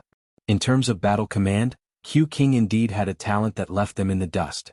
While Xia Jinyuan was perfecting the annihilation plan in the tent, Yi Qian stopped Principal Chen from lighting the oil lamp and said softly, I saw Major Xia and the others. There are 5 of them. I'm afraid something happened in the village. Even the Tibetan mastiff in the outermost tent is silent. Uncle Chen, there are strangers in the village and Major Xia and the others are chasing after the culprit. Now, they need to know how many herdsmen there are in the village and how many tents there are. I'm afraid we'll have to ask Uncle Jia to help us. Also, they need to ensure the safety of the herdsmen. Do you think we should inform the herdsmen so they can be mentally prepared? Just as Xia Jinyuan thought, Yi Qian's meticulous thinking made their plan even more perfect and thorough. Yi Qian was doing his best to help them. Even though they didn't know who they were dealing with, judging from their expressions, the people they were after must be very difficult to deal with. It was even possible that the other party had guns. If they didn't have guns, they wouldn't have to be so careful and cautious. Principal Chen had carried out missions in the Tibetan area before, so he immediately understood that the people who entered the village were definitely not easy to deal with. He said solemnly, it's not a good thing to meet Captain Xia here. The people who came are also not easy to deal with. Last, pack up our equipment. The bag that contained the sniper rifle had always been placed together with Yi Qian's luggage bag. After taking the bag out, Yi Qian, who had been trained by Uncle Zhen to be familiar with any part of a gun, quickly assembled the sniper rifle without even needing to light a lamp. The gun, the case, the barrel, the handle and the stock were all in her hands. In less than a minute, she had assembled a sniper rifle. Finally, she installed the night vision scope, and it was a sniper rifle that could be used to snipe at night. After finalizing the plan with his comrades, Xia Jinyuan quickly found the second tent at 9 o'clock. He gave a signal from outside and Principal Chen lifted the curtain and walked out. The girl is loading guns inside. How serious is the situation? Also, I found out from our conversation that the wife of the leader of the outermost tent is injured, so it's difficult for her to move around. Master Mu was injured? No wonder there was anti-inflammatory powder at the scene. Xia Jinyuan's eyes moved slightly and he said in a low voice, there are a total of 7 people and they are all carrying light weapons. There are 3 XMM4A1 carbine rifles, 4 M10 Ingram submachine guns, and 1 IMI Barak pistol. Each of them is carrying about 1. Their firepower is level 2. Xia Jinyuan didn't hide this from Principal Chen. If he needed Yi Qian's help, he had to tell him the situation inside. Uncle Chen, I want to know how many herdsmen and tents there are here. After hearing Principal Chen's answer, Xia Jinyuan looked at his comrades who were hiding nearby with a serious expression. There are a total of 14 tents, 72 herdsmen, 23 children, and 19 elderly. It's unrealistic to move them all together and it will alert the mercenaries. Mercenaries? Principal Chen's eyes darkened. He knew that this was not an ordinary problem. Chapter 290. Facing a mercenary with level 2 firepower, the risk factor is relatively high. Moreover, there are about 5 of them in the tent and 2 outside. If we don't act in time, once the mercenaries notice us, they will definitely fight with us. Then, the safety of the 79 Tibetans in the village will be threatened, and they may even die. What's your plan? If there's anything you need help with, just let me know. I'm quite familiar with this no man's land. I've been here for more than 6 years. Principal Chen's words made Xia Jinyuan respect him. 6 years in the no man's land. Based on Principal Chen's experience, the time he spent on the mission was around 7 to 8 years. That was when the border was in chaos. G3's voice came from inside. He was reporting the situation. A few seconds later, Xia Jinyuan said, "Uncle Chen, there's no movement from the mercenaries now. It's very likely that they are resting in the tent. We have 10 minutes to inform the herdsmen within 20 meters of the tent in front of us. Also, we need to inform the Tibetans. Our guns are not equipped with silencers. Once we fire, the Tibetans will be alerted. We don't have much time. Inform them all within 5 minutes." Principal Chen had no objections to his arrangement. As he nodded, Yi Qian, who had assembled 2 sniper rifles, walked out. "Is there anything I can do to help?" "2 sniper rifles I think will be of some help." Seeing her come out with 2 sniper rifles in high spirits, Xia Jinyuan couldn't help but raise his hand and pat her on the head. He said softly, "You?"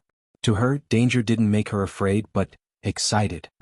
"You don't speak Tibetan, so little fox, your mission is to first go to the front with me and take care of the other 2 mercenaries.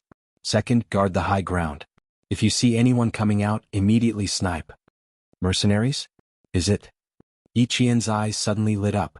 Then, without thinking, he said, "They have rich combat experience, are ruthless and fight for money.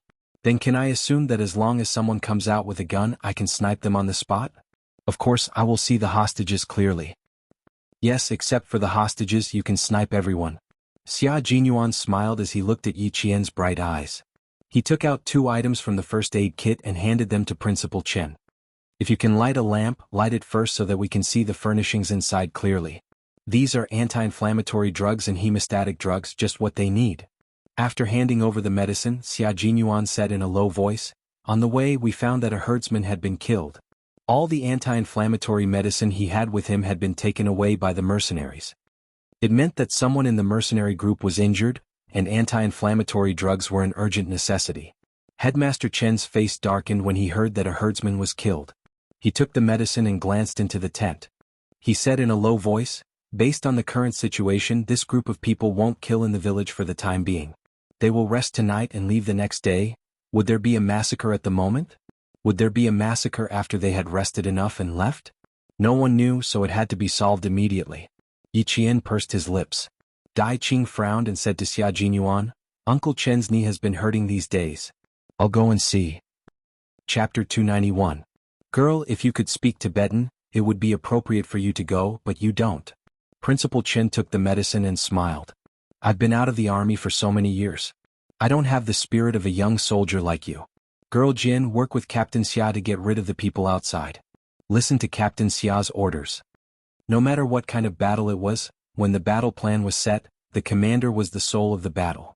They had to listen to him and couldn't make decisions on their own.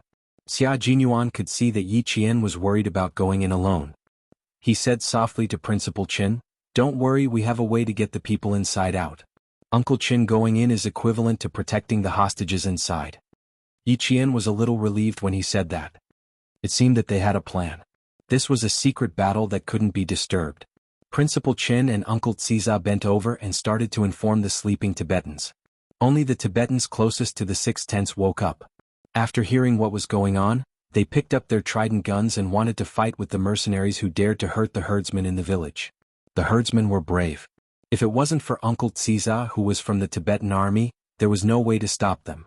Principal Chen put on his Tibetan uniform and a hat. He looked no different from a Tibetan. Plus, he could speak Tibetan fluently. As G3 and the others held their breaths, the world-class sniper walked calmly towards the tent. Principal Chen, who was standing outside the tent, raised his voice. His voice was clear and there was no trace of fear in it. K7 became the translator. He translated what Principal Chen said in a low voice. "Is Dima here?" I brought back the medicine you asked me to bring. You came back so late. You met a snow wolf at night and almost lost your life. Fortunately, I had a trident gun that allowed me to come back alive. After translating, K7 said in a low voice, "This is a master. Is he retired from the frontline Tibetan army? He already went in. That's amazing." There were two meanings in one sentence. First, he came to deliver the medicine because he came back late. Second, he had a trident gun in his hand and could fight the snow wolf. That was why K7 said it was an expert talking. After Xia Jinyuan heard this, he smiled gently at Yi Qian and said, "All the brothers respect Uncle Chen. Little fox, we don't have much time. Take care of the first two in 5 minutes. What do you think?" The less time they spent outside, the more they could ensure Principal Chen's safety. Naturally, Yi Qian hoped to resolve this matter as soon as possible. The snowy wind in the no man's land blew close to the snowy mountains. At night, the wind howled like a monster, emitting a power that made people tremble. It was this kind of wind that not only concealed the sound of footsteps, but also brought the thick stench of blood to his side. It was the blood of a Tibetan mastiff. They had used some unknown method to kill the Tibetan mastiff. Hearing the sound of the stone falling, Yi Qian could not help but bite his lower lip. Through the night vision goggles, Xia Jinyuan, who had finished observing the situation, quietly whispered into Yi Qian's ear. The faint scent of mint and manliness enveloped her. "I'll take the right, you take the left. Let's attack together." He extended his clenched fist between the two of them. Yi Qian's lips curled up. He extended his fist. The big fist and the small fist lightly bumped together. The two of them moved to the left and right sides, each holding a military multi-purpose bayonet. What the two of them needed to do was to silently take care of the two mercenaries who were about to return. Chapter 292. In order to match Yi Qian's speed, Xia Jinyuan slowed down his footsteps by half a beat. He waited for the rocks to fly up, then his slender figure and her slender figure appeared behind the two mercenaries at the same time. Yi Qian's eyes were filled with ruthlessness. For Xia Jinyuan and the others to chase after the culprits, they must be unforgivable, not to mention that they had killed a herdsman. The wind was howling as if it was adding momentum to the upcoming life and death battle. Every fight was a matter of life and death. No matter the situation, staying calm was the key to a battle of life and death. In close combat, not only did the opponent not have a chance to shoot, but they also did not have a chance to shoot. Therefore it was important to stay calm and not panic. "Soldier. Damn it." One of the mercenaries cursed in an unknown language and threw a fist at Yi Qian. Soon he realized that the person who dared to fight with him was actually a girl and he burst into laughter. The biggest taboo on the battlefield was to underestimate the enemy. Facing Yi Qian, he had underestimated him from the beginning. For Yi Qian this was a good thing. And her performance was also showing weakness. Yi Qian had memorized how to use his advantage on the battlefield from the beginning of training. He did not dare to forget. There was indeed a great disparity in strength, but it was not that Yi Qian was weaker than the other party. From the beginning of the fight, he could tell that the other party's training was not professional. Moreover, leaving the tent and risking being discovered to abandon the Tibetan Mastiff showed that their status was average. In the mercenary army there was a certain disparity in status. The dagger in his hand swept across with a gust of wind, and he could feel the sharp blade cutting through his skin. The battle of life and death was just that cruel. It was either you die or I die. Xia Jinyuan was fast and fierce. After a few sweeps, the dagger in his hand had pierced deeply into the other party's thigh. Before he could pull it out, the other party roared in pain and elbowed him hard in the head. This was a professionally trained mercenary. He surrounded Xia Jinyuan from both sides. Through the night vision goggles, he deliberately chose Xia Jinyuan and left the weaker one to Yi Jian. Xia Jinyuan was hit hard in the head. He felt a buzzing sound in his head. Relying on his instinct, he swung his fist and punched the man in the nose. When a person's nose was hit, not only would they subconsciously close their eyes, their brain would also go blank for a few seconds due to the pain. In those few seconds, Xia Jinyuan, as a soldier who had undergone rigorous training, performed bravely and fearlessly. Even though his brain had suffered a heavy blow, he was still able to accurately grasp the dagger in his opponent's thigh. He pulled it out and warm blood spurted out, staining his combat gloves. The mercenary screamed. He raised his uninjured right foot and kicked Xia Jinyuan in the chest again. Unfortunately, his injured left leg slowed him down and he could not fight back. Xia Jinyuan, who did not retreat, directly used his right arm to block the other party's kick. He needed to finish off this trapped mercenary on the spot. Xia Jinyuan's entire right arm was in so much pain that his face tensed up. In the next second he leaped up and stabbed the bloody dagger into the other party's neck again. Under the combat gloves, the muscles and bones on the back of his hand were exposed. He was exerting force, forcefully twisting the dagger that was stuck in the other party's neck. This was a fatal blow, one that left the other party with no chance of survival. Chapter 293. There was only coldness on Qin Ye's elegant face. She pulled out the military dagger that had crushed the opponent's throat. The blood was like a flower blooming in the snow and wind. In the darkness, the blood became one with the night sky and fell to the ground. The blood splattered on his face, and when it was blown by the wind, it condensed into blood frost on his face. Xia Jinyuan, who had just killed a mercenary, didn't have time to wipe off the blood frost on his face. He turned around and walked towards Yi Qian. However, he heard Yi Qian shout, "Go and support Uncle Chen quick." With her own strength, Yi Qian knew that she could get rid of this mercenary who was not very strong. At the same time, she also saw how dangerous the fight between Xia Jinyuan and the dead mercenary was. She was very worried that the mercenaries left in the tent were all strong and powerful. Uncle Chen's shoulder and knee were suffering from rheumatism. How could he be a match for them? Go. Don't make me worry. Yi Jian's clear voice was like a cold sword in autumn water, breaking through the wind and reaching his ears with a cold ruthlessness. Her dark eyes were filled with frost. Even her gaze was like Xia Jinyuan's, fierce and ruthless. Her eyes were filled with determination. In the face of life and death, in the face of a race against the Grim Reaper, her performance was the performance of an outstanding soldier. She would never back down. Little fox, remember, you are a soldier. You must know your mission and responsibility. You are not allowed to panic under any circumstances. Do you know what a soldier is? A soldier is the country's last line of defense, and also the line of defense that walks at the forefront. He didn't come over, but his voice traveled over. His low voice was filled with biting cold, and every word traveled into Yi Qian's ears. After he finished speaking, he turned around and left without hesitation. Because Xia Jinyuan knew that his little fox was like a wolf cub that had left the pack and was using its own strength to hunt. She was using her strength to prove that there was nothing wrong with her. His words were just to tell her that even if she killed him personally, it was because he was a soldier, a line of defense for the motherland. There was no need for her to have any psychological barriers. To this day, Xia Jinyuan still remembered that more than a year ago in Australia, when she saw Yi Qian's hesitant expression when he killed someone for the first time, he had solemnly and sternly told her that it was an honor for a soldier to fight for the country, even if their hands were stained with blood. It was Yi Qian's first time fighting without anyone by his side. Even if something happened, there would be no one to support Yi Qian. It was also something he had to go through. As soon as Xia Jinyuan left, Yi Qian calmed down and began to attack fiercely. Fighting for the country, even if their hands were stained with blood, they would still feel glorious. He put away the military dagger in his hand and gently swiped his wrist. The end of the silver wire that had been hidden all this time fell into his hand. This was the beginning of Yi Qian's counterattack. He was using his own abilities to deal with a mercenary. The moment the silver wire in his hand wrapped around the mercenary's neck, Yi Qian stepped on a 20-centimeter rock and leaped into the air. Like an eagle spreading its wings, he leaped over the mercenary's head and wrapped the silver wire tightly around the mercenary's neck.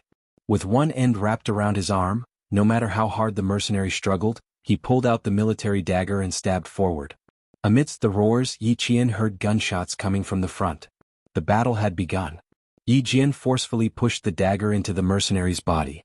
As the mercenary roared even louder and struggled even harder, Yi Qian's entire body was instantly flung out and she fell onto the sharp stone beach. The silver wire wrapped around her arm showed no signs of loosening. She didn't immediately get up. Instead, she planted her feet on the rocks and pulled out her pistol. Along with the gunshots coming from the front, Yi Qian fired the first of his 12 bullets. Chapter 294. Bang!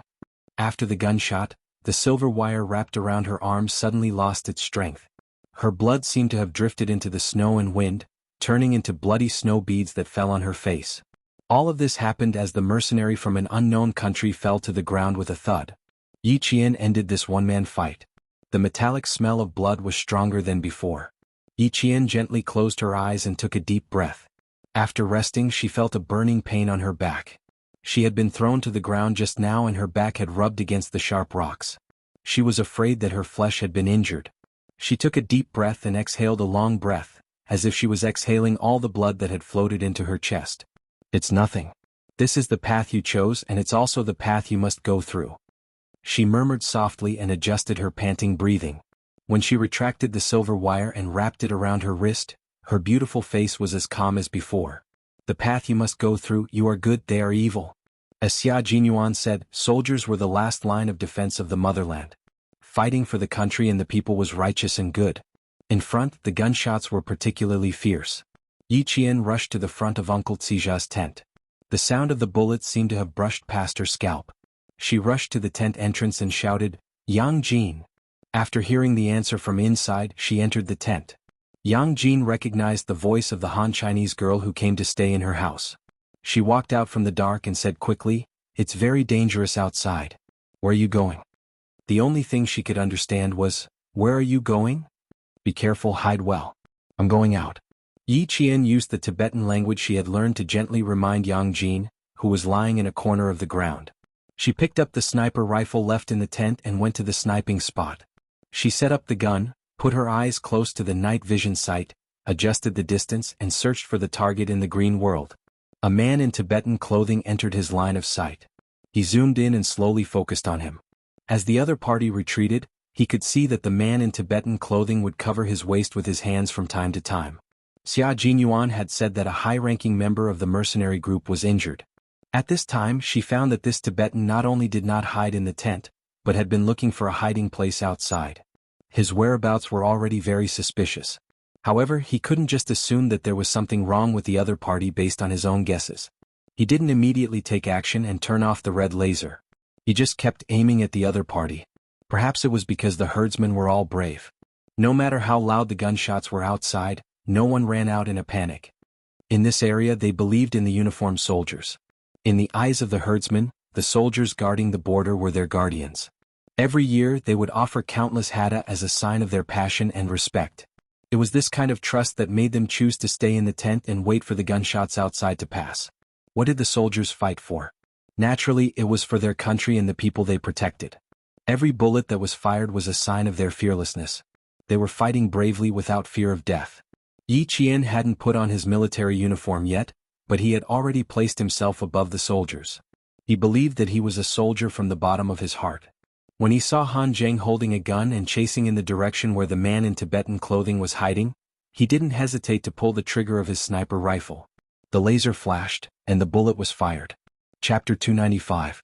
In 0.3 seconds, the brain of the target, who was still hiding, was pierced by the sharp bullet.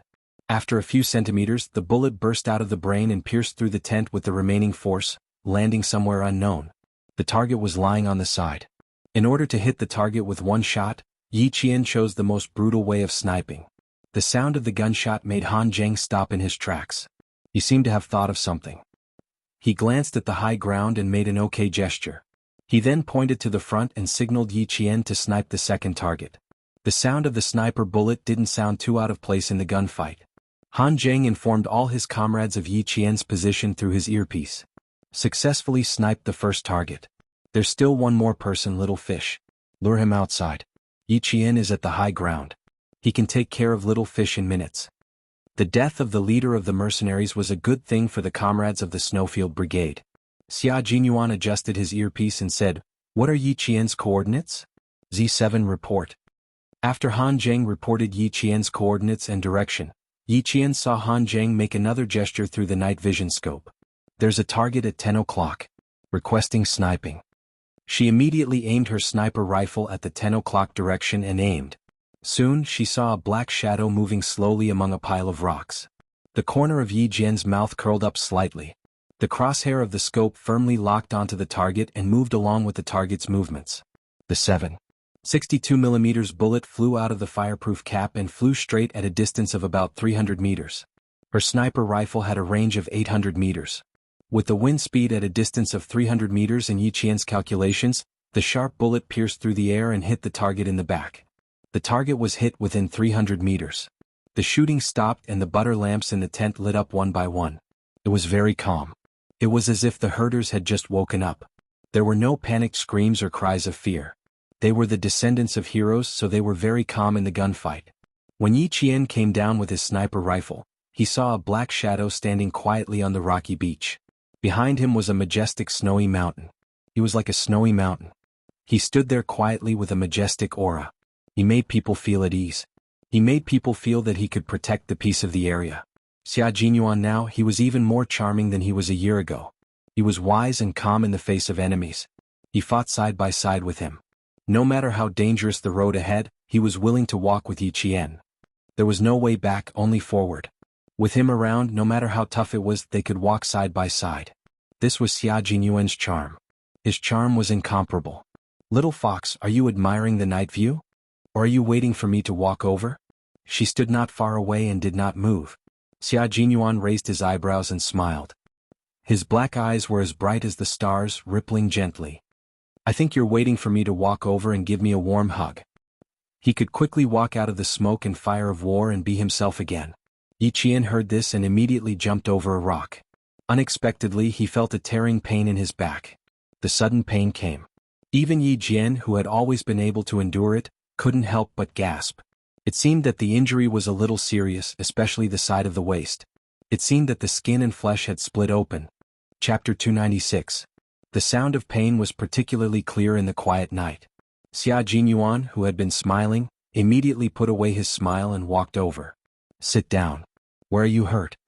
He put his arm around her shoulders and turned on the headlights on his helmet. In the light, they could see Yi Qian's beautiful face and his elegant, handsome face. Yi Qian didn't even have a chance to refuse before he helped her sit on the rock. It was late at night. The rock was really cold. In August, the temperature in the no man's land would drop to a few degrees below zero.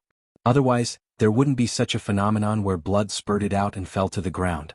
Soon, Xia Jinyuan also realized that it wasn't appropriate to sit on the cold rock in the cold wind to check where she was hurt. He smiled and said, "Sorry, I'm used to being rough in the military camp. I'm a little, not very good at taking care of girls.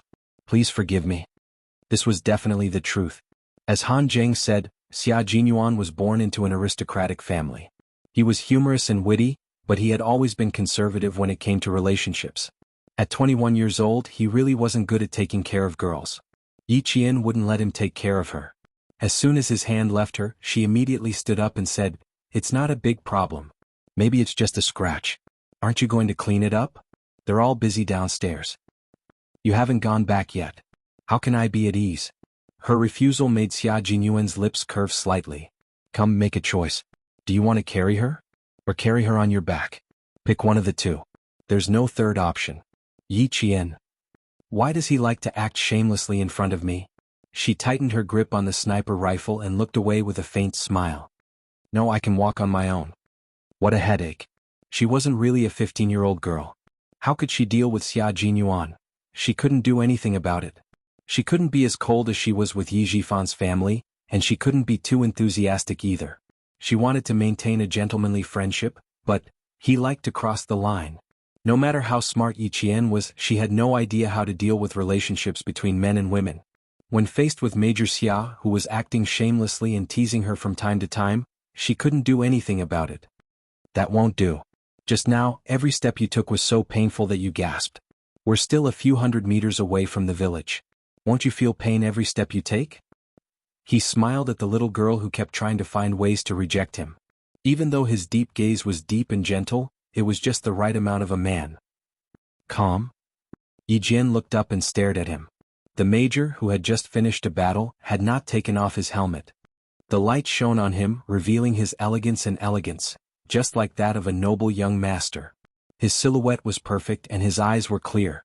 There was a warmth deep in his eyes that could drown people. This Xia Jinyuan vividly expressed the delicate feelings and tenderness of a soldier. Her eyelids drooped slightly and she smiled helplessly. "Captain Xia, I did choose the third option. But I don't have a third option." Xia Jinyuan maintained the smile she was most familiar with. It was elegant, noble, and especially dangerous. Just when Yi Qian thought he would continue to insist that there were only two options, the man who had always been unpredictable said slowly, "However, I've always respected girls. Okay, tell me what your third option is." "Oh, I know even without you saying it. You can walk on your own, right?" Chapter 297. Yi Jian, who felt that she couldn't keep up with his pace, pursed her lips, took a step forward and said to him, "Indeed, I can walk on my own. As for the road that I can walk on my own, I hope that I can walk it step by step. As long as I can walk on my own, I will persist no matter how difficult it is." Her injury was indeed serious. Just a small step was enough to cause her back muscles to spasm in pain. This time she was on guard and did not show it.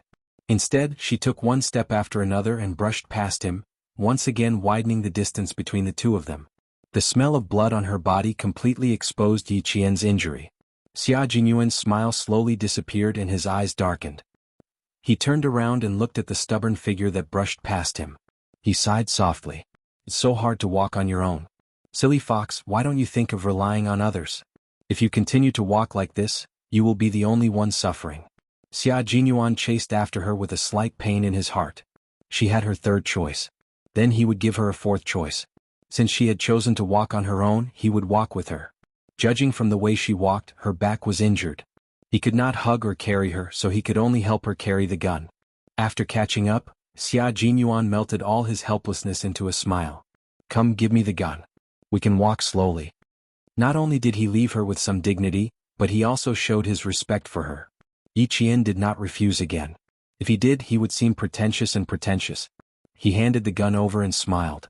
Helping each other on the battlefield is also a form of friendship. Thank you. For now, I don't think we are comrades. Xia Jinyuan took the heavy sniper rifle and raised his eyebrows slightly. He jokingly said, the army would not dare to recruit an underage soldier like you. Yi Qian glanced at him. Didn't you say we were comrades? Why did you change your mind so quickly? It seems like you don't understand what a comradeship is. Just now, I said that I would give you two choices. If it were Han Zheng, there wouldn't be a second choice. When it came to education and brainwashing, Xia Jinyuan had always been good at both. As such, he began to explain to Yi Qian what comradeship was. You were injured, so it was necessary for me to help you. This is also a reflection of the camaraderie between comrades. In the end, you rejected me without a second word. Little fox, you're the one who rejected my comradeship first. He had to let her know that trusting him and giving him her hand was not a difficult thing to do. If she was too tired, she could rely on him for a while. If Yi Qian was really a 15 or 16-year-old girl, she would definitely be fooled by his serious tone. Fortunately, she wasn't. Therefore, he maintained his composure and answered, Captain Xia, I haven't seen you for more than a year, and your ability to fool people has improved a lot. What is comradeship? Other than helping each other, there is also encouragement. I encourage my comrades to face difficulties and overcome them. Just like what I did just now, you wouldn't have given Han Zheng a second choice because you knew he would persevere. That's why this little girl said I was a fox. She saw things clearly at such a young age. She even knew what comradeship was. She must have done some research. Chapter 298. But you're a special exception, so I can't treat everyone equally. Xia Jinyuan laughed heartily. His handsome eyes were as bright as the moon in the sky. If he continued, it would be a complete rejection. He had to stop talking about this topic. After thinking about it, he naturally changed the topic.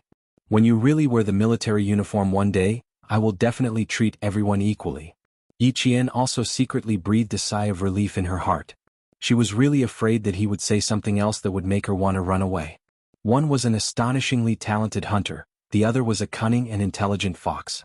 This was destined to be an evenly matched contest. Sorrowful cries came from the tent. It was Dima's wife crying. She already knew that her husband had been killed. Yi Qian stopped in her tracks and looked sadly at the tent where the cries came from. She remembered that once, her mother also cried like this. It was after her father died in an accident, her mother hugged her and cried.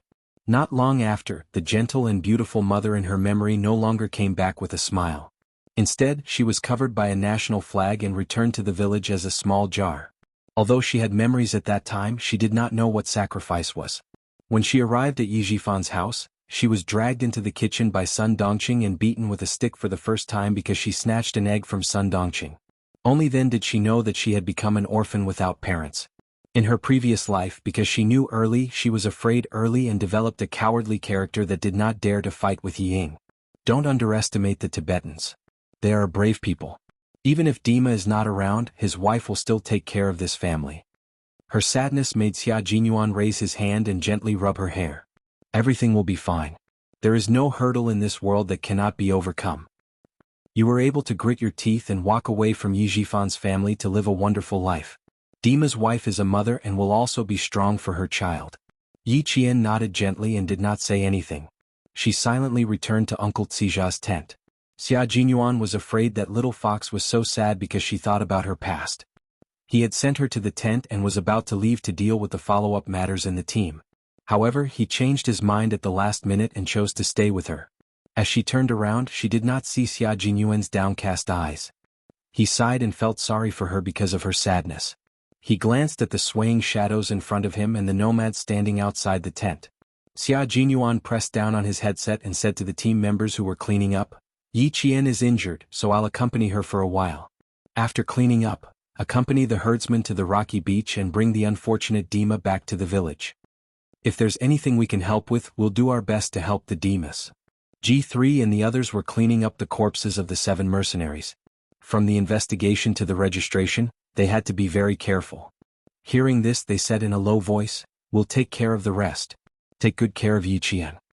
After all, it was rare to meet a girl who could stand shoulder to shoulder with the male soldiers.